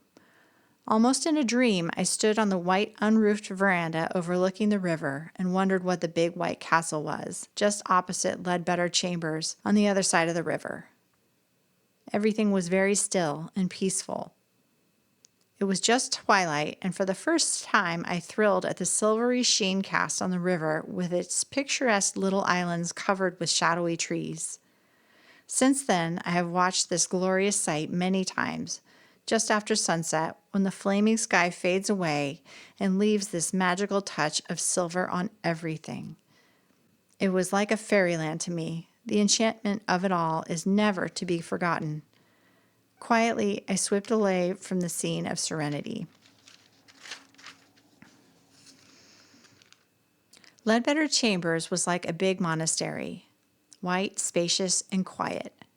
No rugs in the building, cement floors, very bare rooms with massive furniture, a tall wardrobe, a food safe with legs set in cement containers filled with water at all times to keep the ants out, a large oak desk with drawers, bookshelves nearly to the ceiling, a huge chest of drawers, a small tea table and straight-back chair in the middle of the floor, a long lounging chair with cane bottom and wooden extensions to the arms for one's feet to hang onto, and in the middle of the back room, a spindle-legged bed with 4 thin posters standing ready for the mosquito netting, pieces of strong tape drawn across to hold the body. Off this room was the bath and dressing room, a clothes horse like the kind used in country schoolhouse cloakrooms, and a large wooden table comprised the furniture. In a small partition about 3 feet square, there was an enormous earthenware jar containing cold water and an aluminum cup called lota, used for dipping it out and splashing it over one. An open gutter led from this bathing area through the dressing room out onto the back veranda and down a pipe to the ground floor. October 29th, my second Sunday at Adyar. Heather Kellett, C.W. Ledbetter's young secretary from Sydney, Australia, arranged a picnic for Felix and me with herself and her fiancé, Carl Eaton. We drove in his Ford Roadster 55 miles, then took a native boat, the kind you push along with a long stick, called punting, I believe, to the island of the 7 pagodas. We walked miles over the sandy beach and rice fields to reach these famous old temples, each of which was carved out of one solid rock. At one time, this village was swept out to sea by a storm, and only these temples of rock remained. A few natives inhabit the village now, and when evening came and they started preparing their food and chanting, I felt as if I were in another world. Just before dark, we climbed to a high flat rock and had our tea there, where we witnessed the most divine sunset. 3 very black coolies who had come along as our guides stood in the shadows of the rock, gaping at us in a curious fashion. We had hired only one of them to carry our things, but the other two volunteered to come along, and for hours the three black, nearly naked figures directed our steps, muttering in peculiarly broken English the names of the sights. It grew dark very quickly, and soon a brilliant full moon was shining down on us. Carl and I went in bathing by the shore pagoda, the most beautiful of all, while Heather and Felix stood on the beach watching us. The water was warm, but the breakers were fierce and the undertow very strong. I was fascinated by the danger of the water, but had sense enough not to stay long. That was the only time I went swimming in the Indian Ocean, as one has to be an expert swimmer. Every year, somebody drowns at the beach near Adyar, and I decided that this year it wasn't going to be me. We retraced our steps through the weird village with its odd-smelling food vapors, the rice fields and sandy stretch to our barge, where the captain, with his long stick and his toothless crew of one, squatted on the floor in the characteristically Indian fashion, waiting to take us back. Coming home late that night, the lights from our car frightened two bullocks drawing a cart, and they dashed over the side of the road into a ditch, overturning the cart and throwing one of the men out onto the ground. There were 3 natives, and they didn't utter a word of protest, just sat like mummies on the grass, not making a move to readjust the cart or to get on their way. The one who was pitched out made no sound, so we supposed he wasn't hurt. They could not speak English, but we helped them hitch up the cart again and tried to discover if the thrown one was injured. I wonder how long they would have sat there like stone images if we hadn't gotten them on their feet again. October 31st, 1934. There is a school on the compound called the Besant Memorial School for Indian boys and girls. They hold classes in little bamboo huts or outside under trees. I often go and visit them to see how they are taught. Yesterday, I had a most interesting conversation with 3 little girls, ages 11, 9, and 7, of the same family. They are all 3 man-haters and vowed never to marry. They said their mother had no sense to get married, and that if their father insisted on marrying them off, they would run away from home and go to England and work in a factory. I asked them why they hated getting married. They said their father was good to their mother, but that was rare. And widows had to leave such miserable lives. They could not wear jewels or nice clothes or go out anywhere, and they'd rather not marry than risk becoming widows. One of them is going to be a teacher, another a doctor, and the third a lawyer. She wants to go to court and send all the men victims to prison. These children come from the warrior caste, and are they fighters? They want to go hunting on horseback. When I asked what they would hunt, they said Britishers. They would like to kill off all the Britishers. Their antagonism is so great that they will not wear clothes made by factories. They only wear homespun garments, as do many Indians. It is their desire to put farmers and peasants to work and think by boycotting factory-made clothes it will help the cause. I have found so far that, generally speaking, the Indians detest the British. One of the young Brahmin teachers in the school here, named Narayan, said that many Indians came back from the World War with the stories that the Britishers put the Indians in the front lines for targets for the enemy, and they themselves took places in the back lines. They did not want to go to war in the first place, the Indians, I mean, and resented their position in it.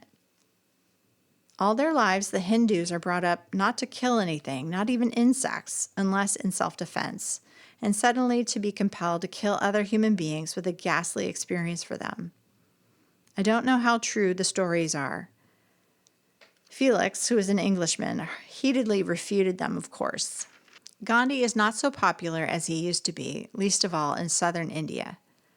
They say he is the object of ridicule even among the natives, and they believe his methods have hindered their chances for home rule. They say he is always talking about retiring, but never does, and his fits of fasting are simply laughed at.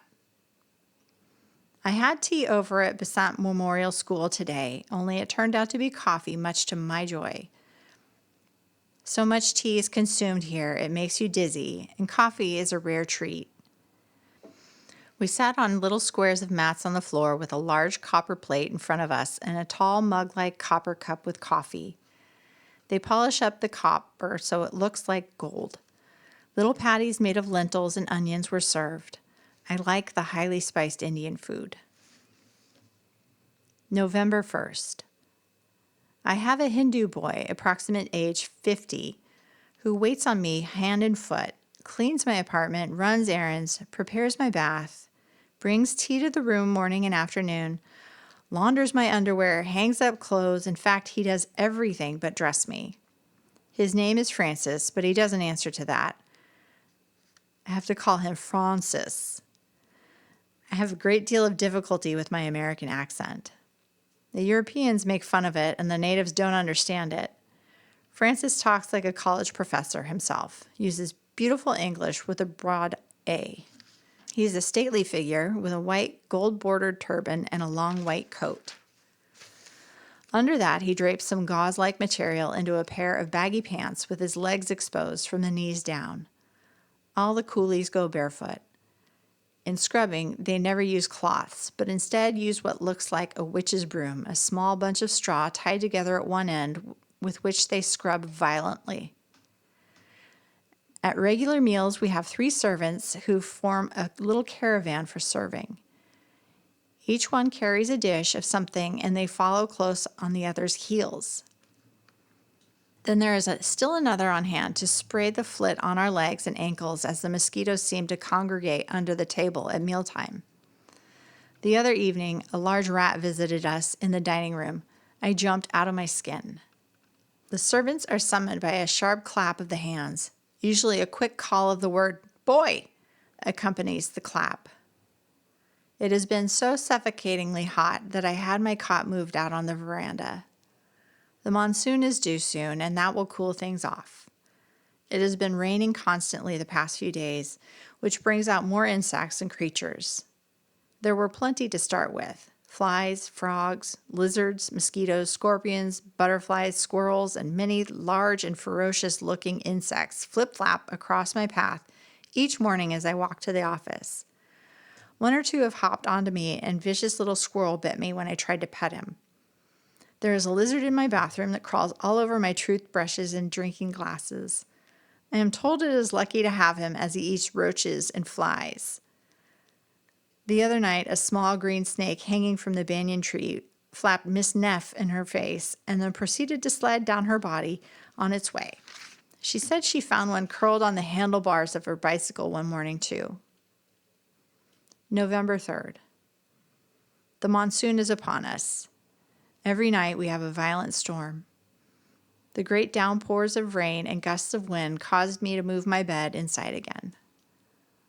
Often at 5 o'clock in the morning, I have watched these storms in their fury raging over the river and sea and blinding me to everything else but its own solid sheet of gray.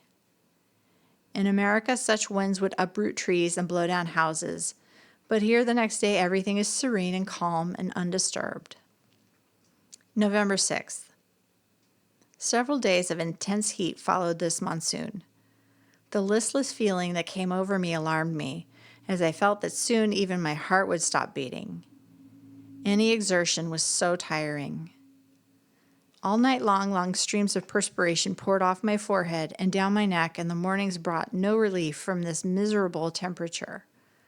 For comfort during this period, I wore the Indian sari and soon acquired their easy and slow ways of going about things. My dresses have splotches of mildew all over them. My books and luggage look as if they may have leprosy, and my gloves are the saddest sight of all. The creatures that visit me most frequently in my rooms are several varieties of ants, the most menacing being large black ants nearly an inch long and standing fully a quarter of an inch high. Then we have flying ants, which sometimes manage to get through the mosquito netting. Cockroaches, beetles, bats, squirrels, crows, lizards, and hornets complete the list. The hornets especially like the bathroom, to my consternation, but I'm gradually growing nonchalant about their presence and ignore them. No mention was made of mosquitoes because they are like the air we breathe, all about us on all occasions. My horror in the roads is snakes and chameleons. The other night I passed 3 different snake paths where they had dragged their bodies across the road and left their mark in the dust.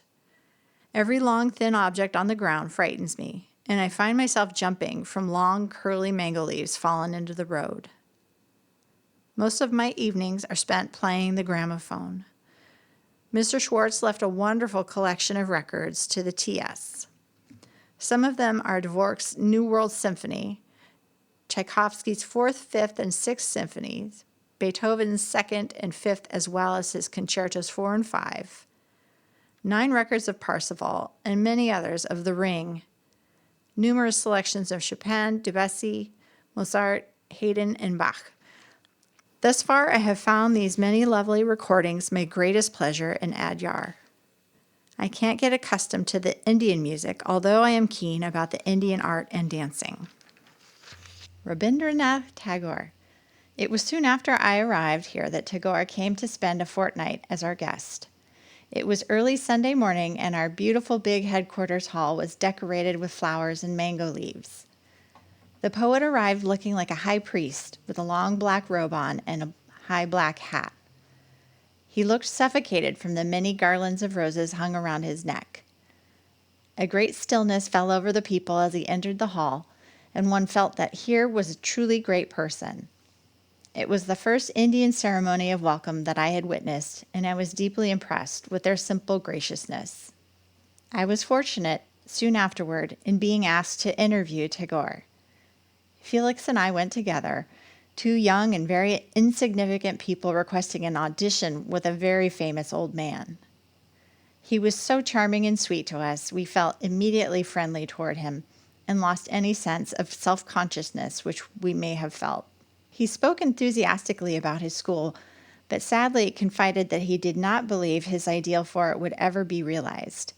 He expressed his sentiments on India's home rule strongly, saying that it would never be established upon the negative basis of hatred against an alien government, but it must be upon a perfect spirit of sympathy and cooperation among different provinces of India and sections of its people.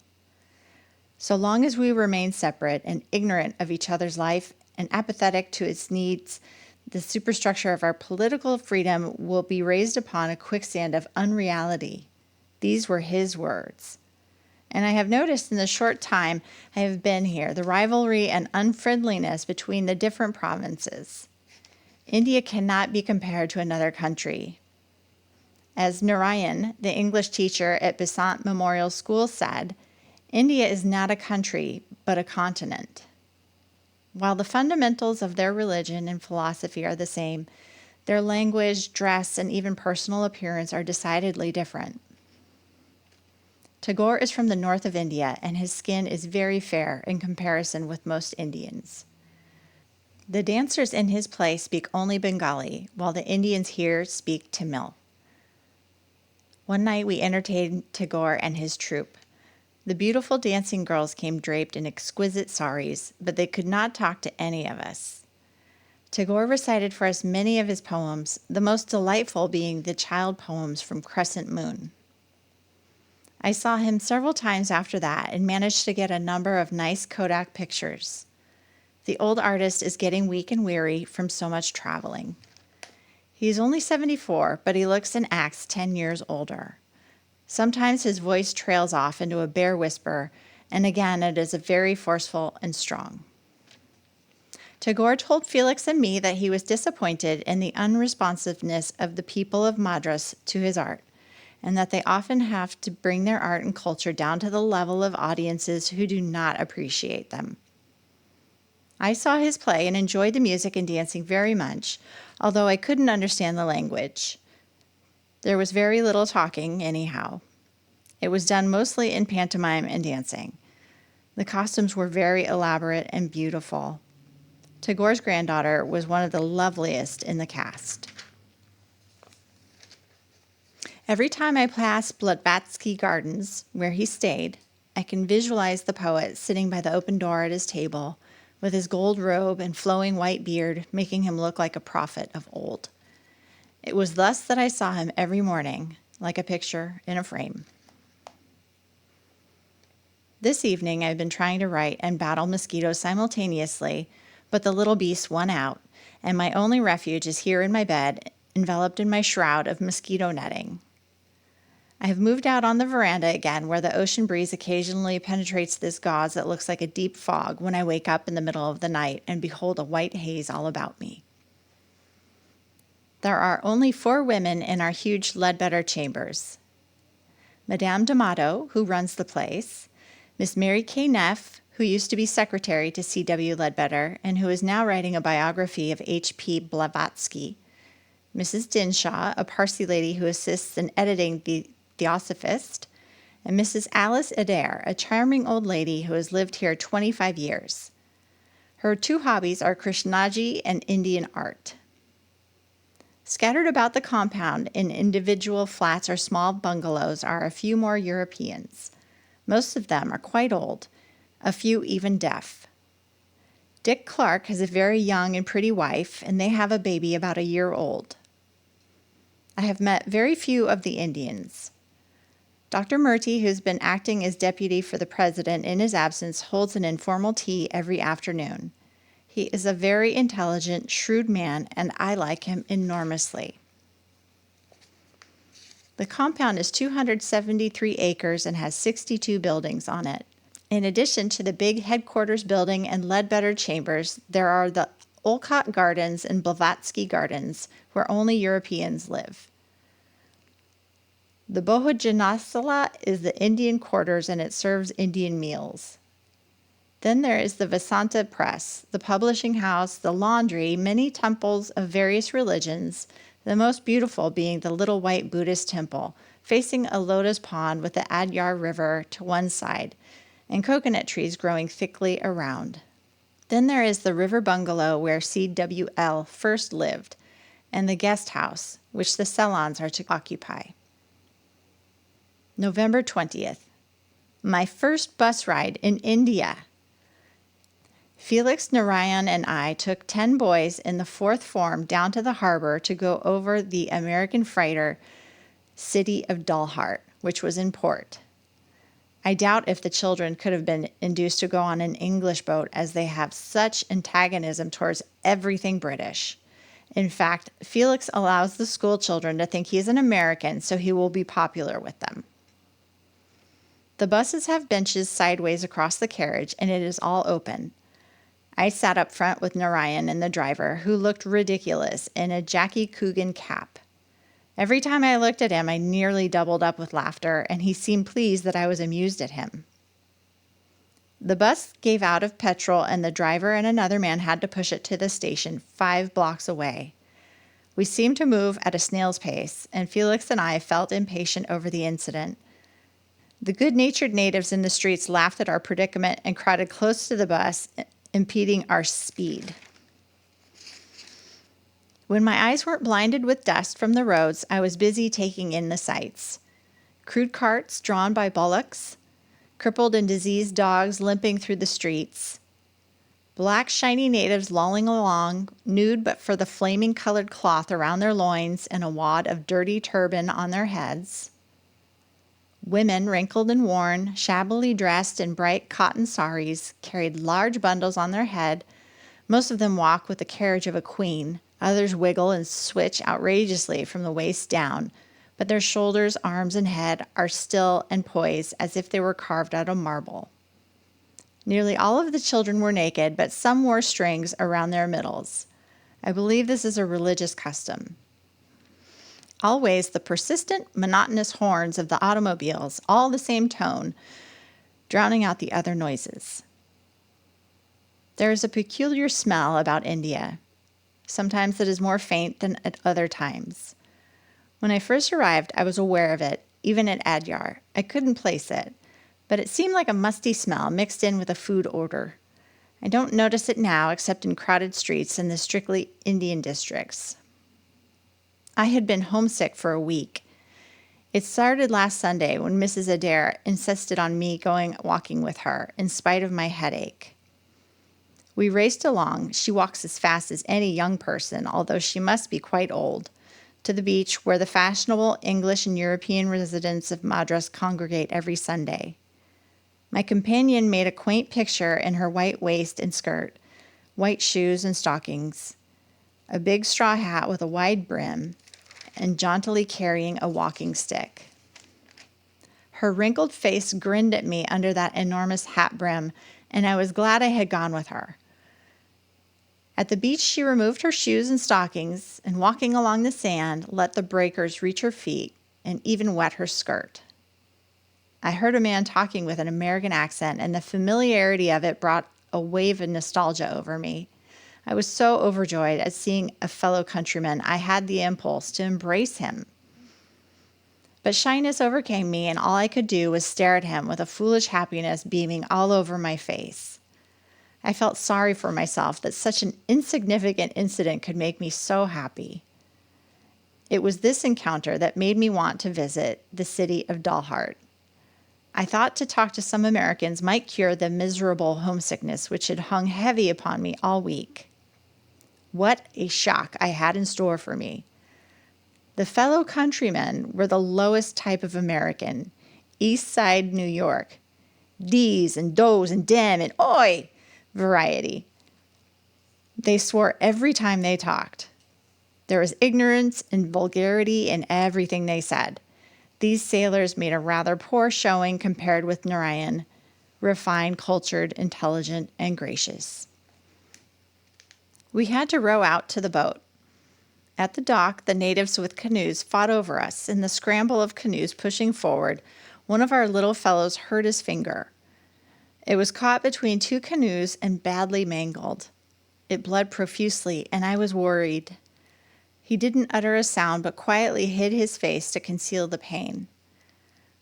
Later, on the boat, when the first officer poured iodine over the open wound, the boy was magnificent, still and silent. I couldn't help but think that most little boys I had known would have set up an awful howl. Another thing which impresses me about Indians is their natural love of beauty and the unself-consciousness with which they show it. That day at the harbor was full of interesting-looking ships, a thrilling sight to young boys who have only read about ships and seen pictures of them. But not so interesting that they didn't notice a bunch of ducks swimming a short distance away. The boys' attention was immediately drawn by them, and one little fellow said, "See the ducks floating on the water so beautifully?" They never miss an opportunity to appreciate the beauty in nature so close to them.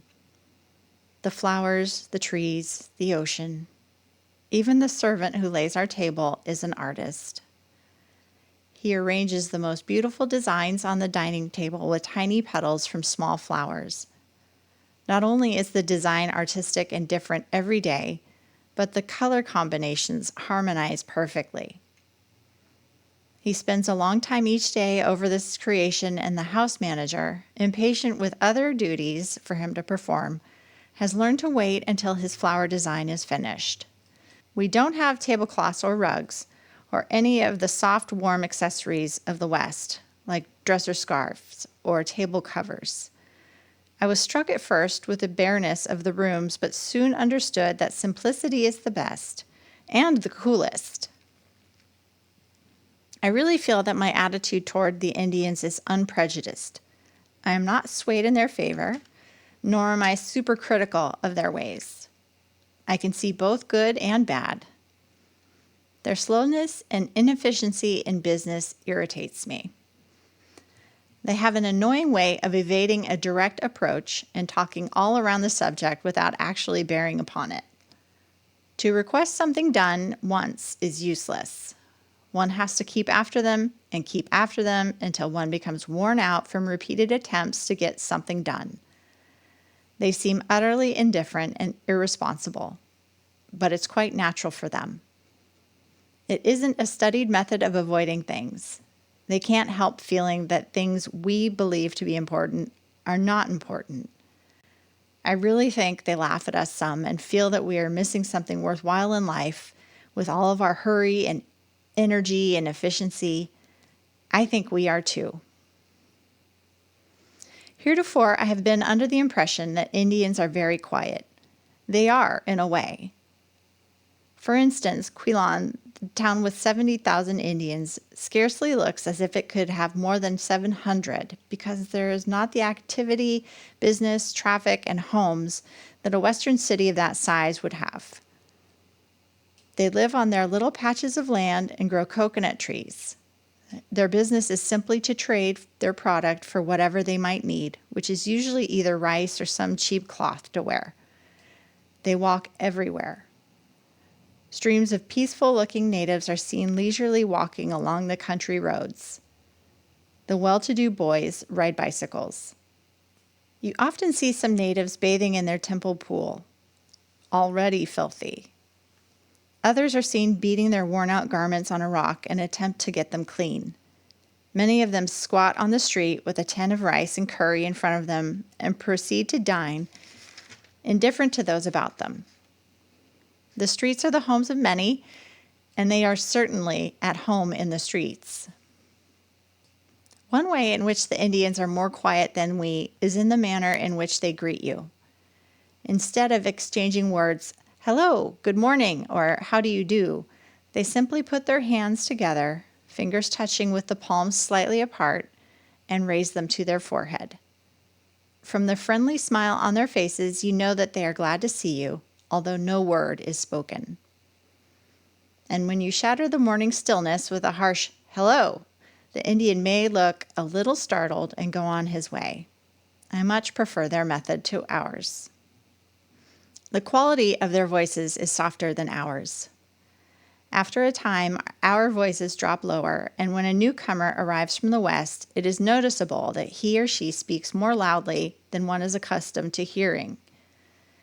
Indian women are shy and have been repressed so long that they never think of talking as long as a man is around. All of these characteristics give the Indian the reputation of being quiet, but he isn't actually. They shout boisterously when they're at games, and they chatter furiously. In a crowd, everyone talks at once.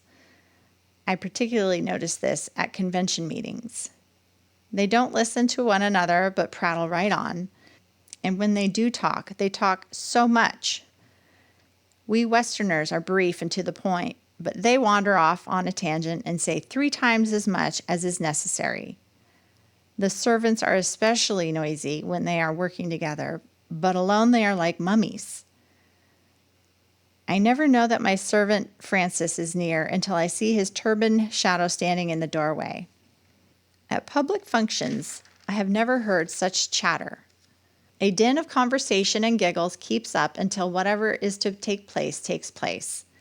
And if they don't care for the performance, they do not hesitate to either walk out or engage in loud conversation with someone throughout the performance. The custom of taking off one's shoes on entering a house is beyond me.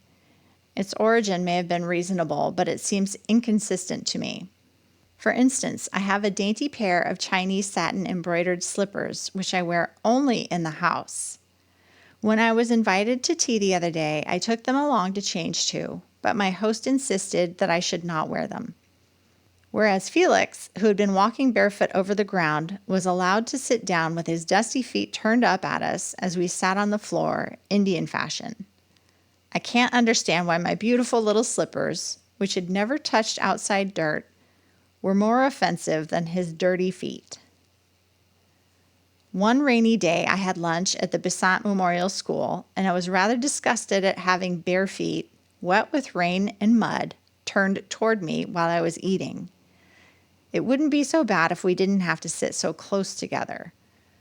Of course, they are supposed to wash their feet before sitting down to dine, but sticking one's foot under a tap doesn't always remove the dirt.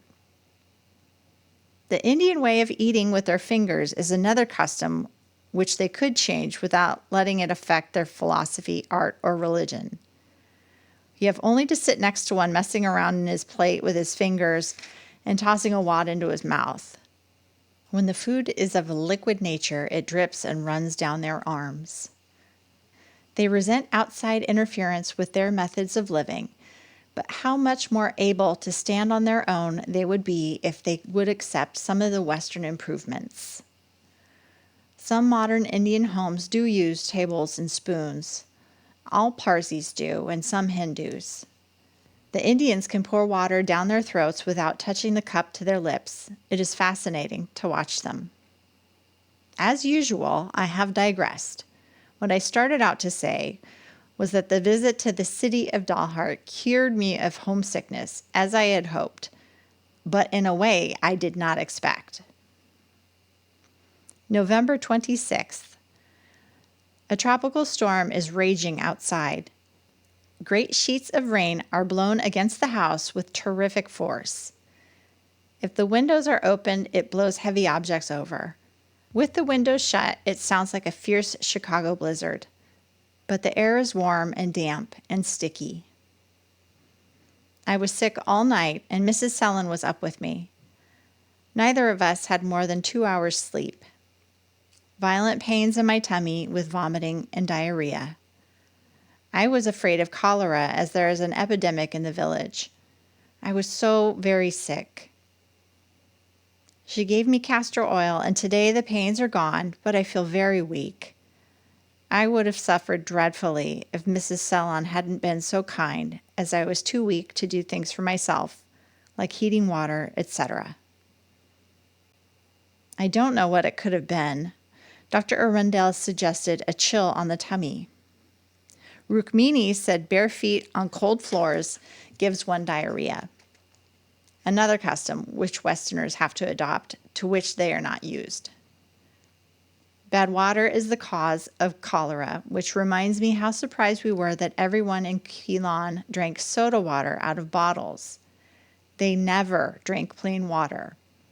That is why it was such a treat the night they came on board the SS New Orleans for our party and drank good old New York water.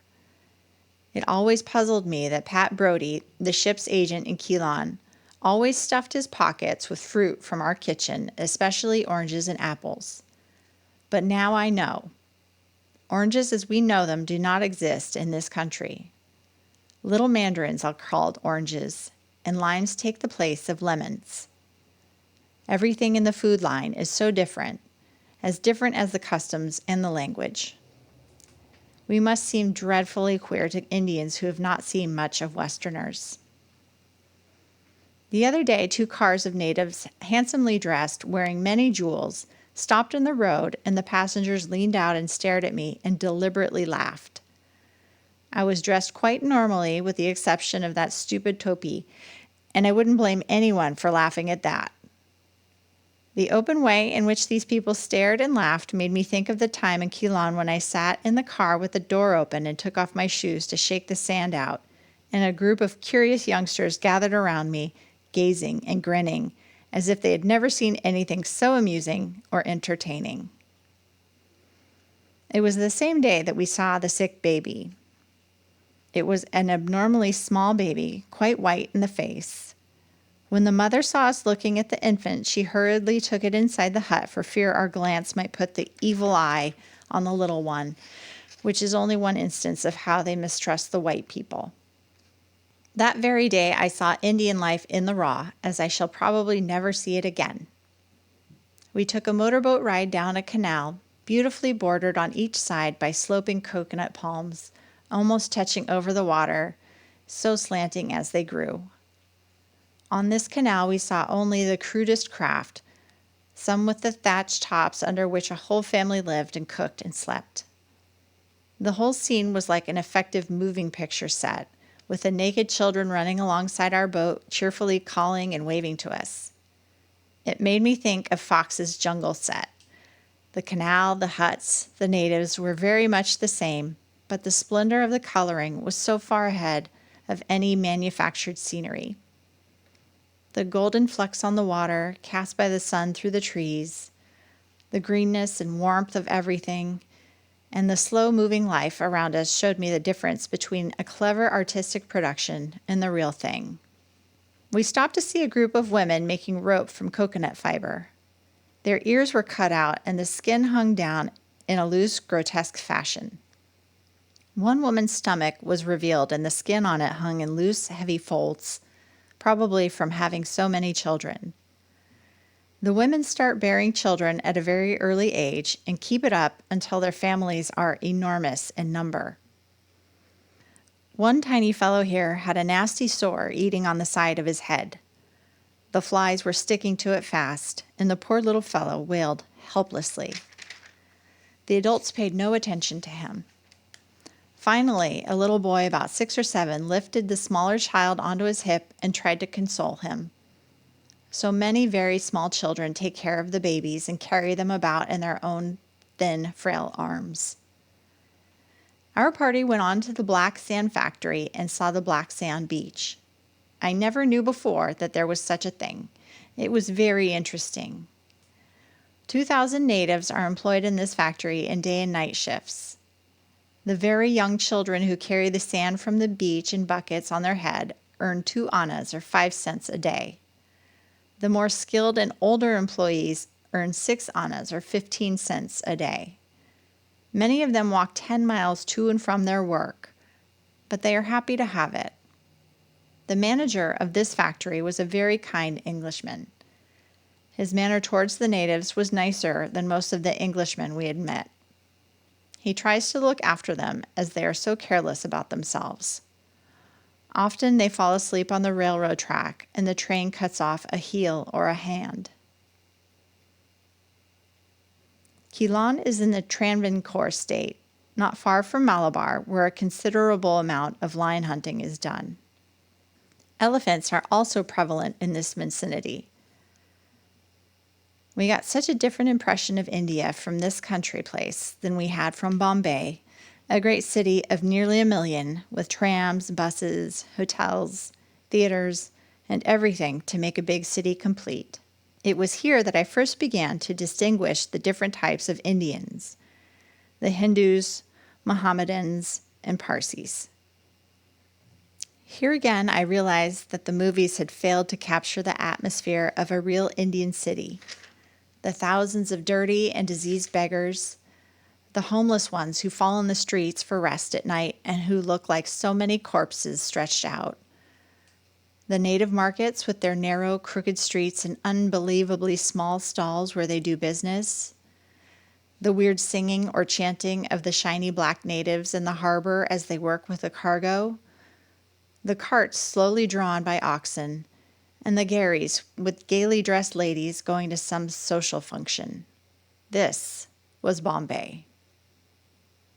There is also much color and interesting material here in Madras if a picture company wanted to make an Indian picture.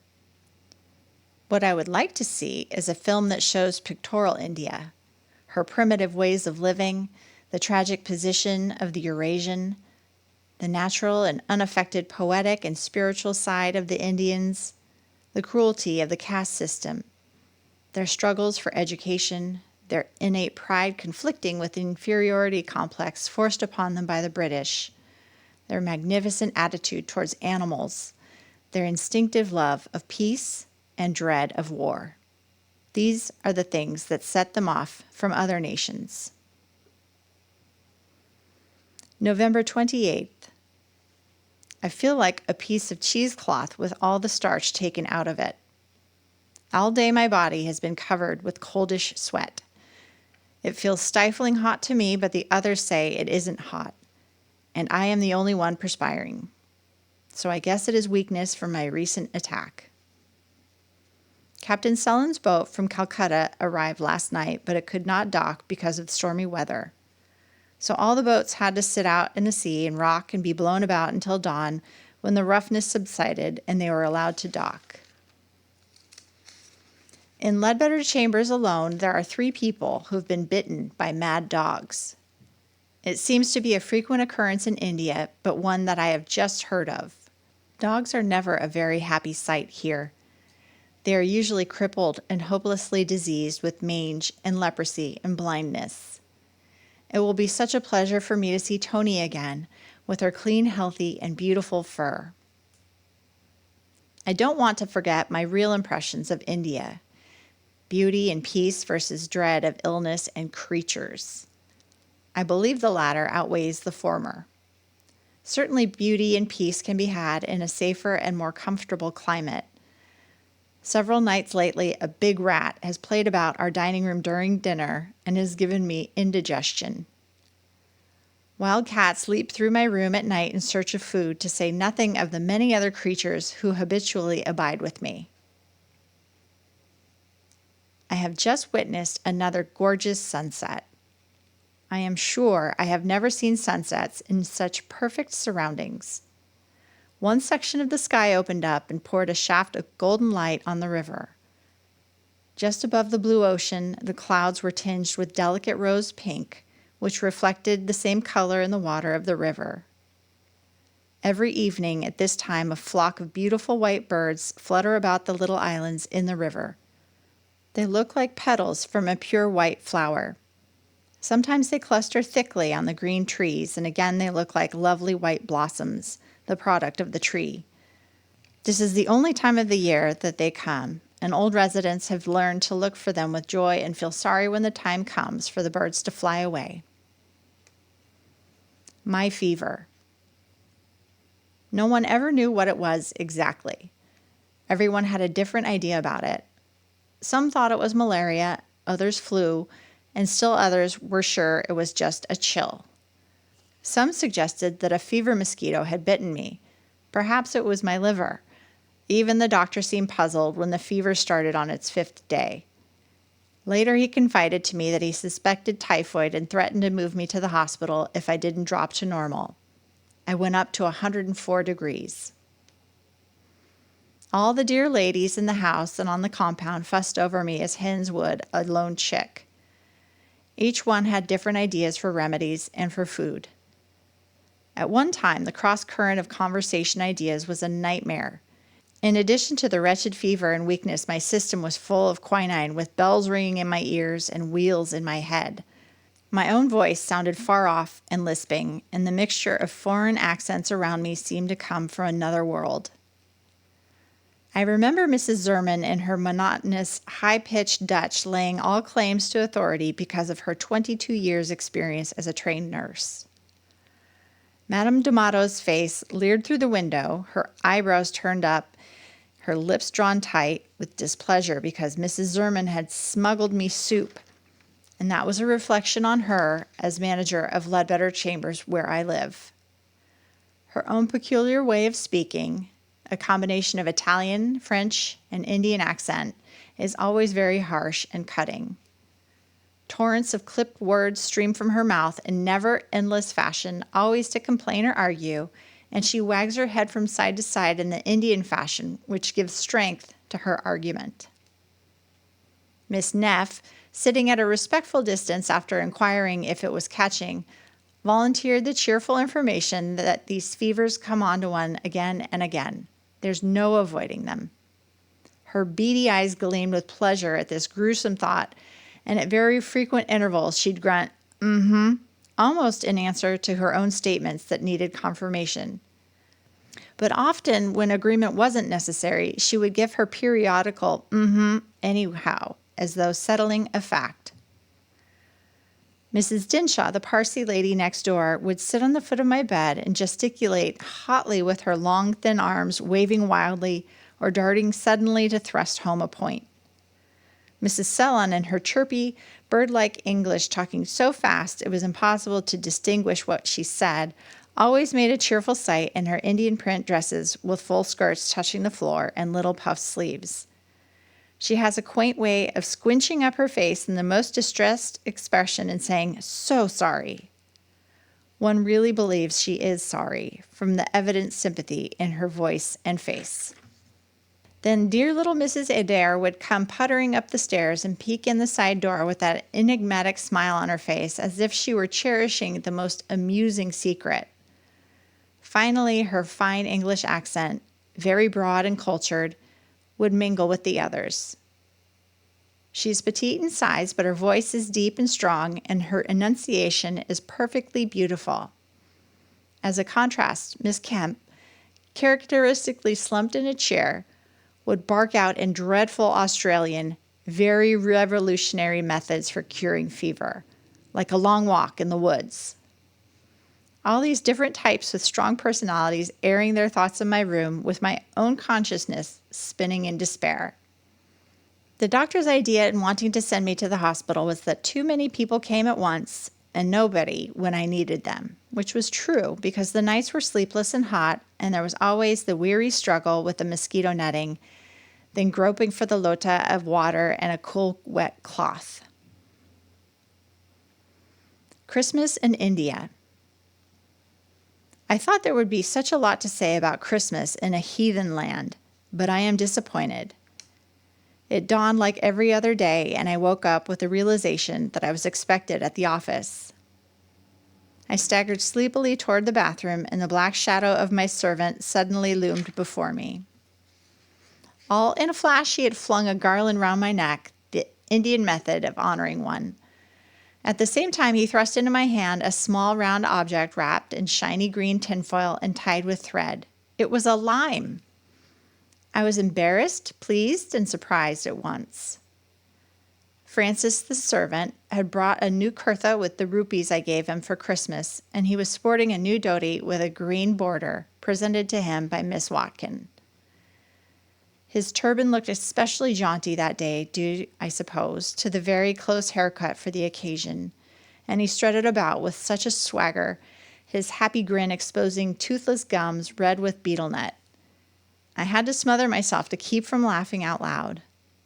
Francis is a converted Catholic, and while he prayed for me to get well when I was ill, at the same time he stole food out of my cupboard so that when I got up again, my supplies had diminished alarmingly. At 9:30, I left my work and went to the only Christian church in the neighborhood, the Liberal Catholic. The candles were enclosed in little lamps to keep the wind from blowing them out, as the church is in an open-air structure with only a roof overhead. The extreme simplicity of the building, in contrast to the gorgeous robes of the bishop and priests, struck me as being incongruous and ridiculous. Indians sitting cross-legged on the floor, singing hymns, seemed sacrilegious to me, as if they were forsaking their own religion for one that was not suited or intended for them. I couldn't stand it and left as soon as the procession was over. Mrs. Hammerster, the Dutch lady, Paula's mother, was the only one who attempted to introduce the spirit of Christmas. She had a tree with presents for each guest, and she played gramophone records. Mrs. Adair and Miss Barry, my two good Scottish friends, surprised me with packages on my desk. And Catherine Devereux stumbled out of her bed of fever to hand me her Christmas present, a bar of nut chocolate. Dr. Arundel entertained with dinner in the evening, but he looked solemn and sad throughout, as he does so much lately. Raja's chair was conspicuously vacant across from me, and Rukmini was not there either. New Year. Again, the holiday spirit is lacking. So rather than disturb the residents at midnight, Jane Decker, Catherine Devereux, and I decided to celebrate with New York.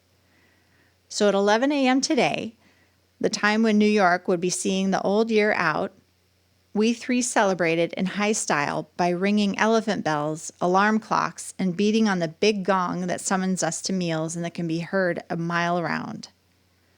Mrs. Romer, a lovely Parsi lady, dressed us up in her saris, Parsi fashion, and we looked like three princesses. Today work went on in the same way, but this afternoon Mrs. Hammerster is having Dutch tea, the one soul, besides Miss Sellen, who strives to make the Adyar residents sociable. My first party at Adyar.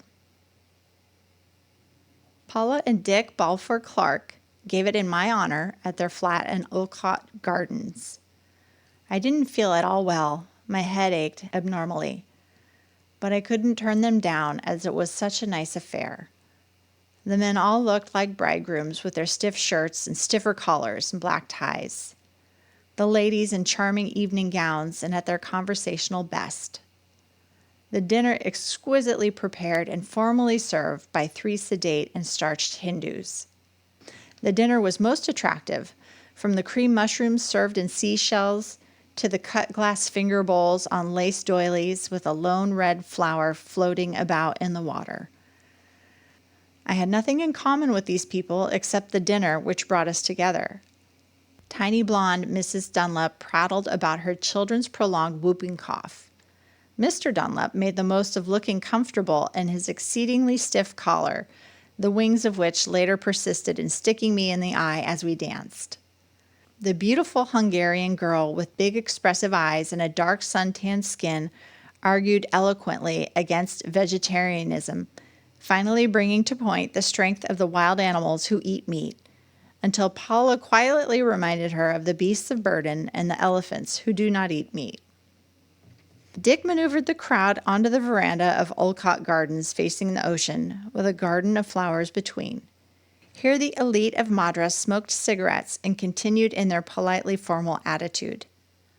Paula, who looks like Norma Shearer and stares like Marlene Dietrich, was a lovely and graceful hostess.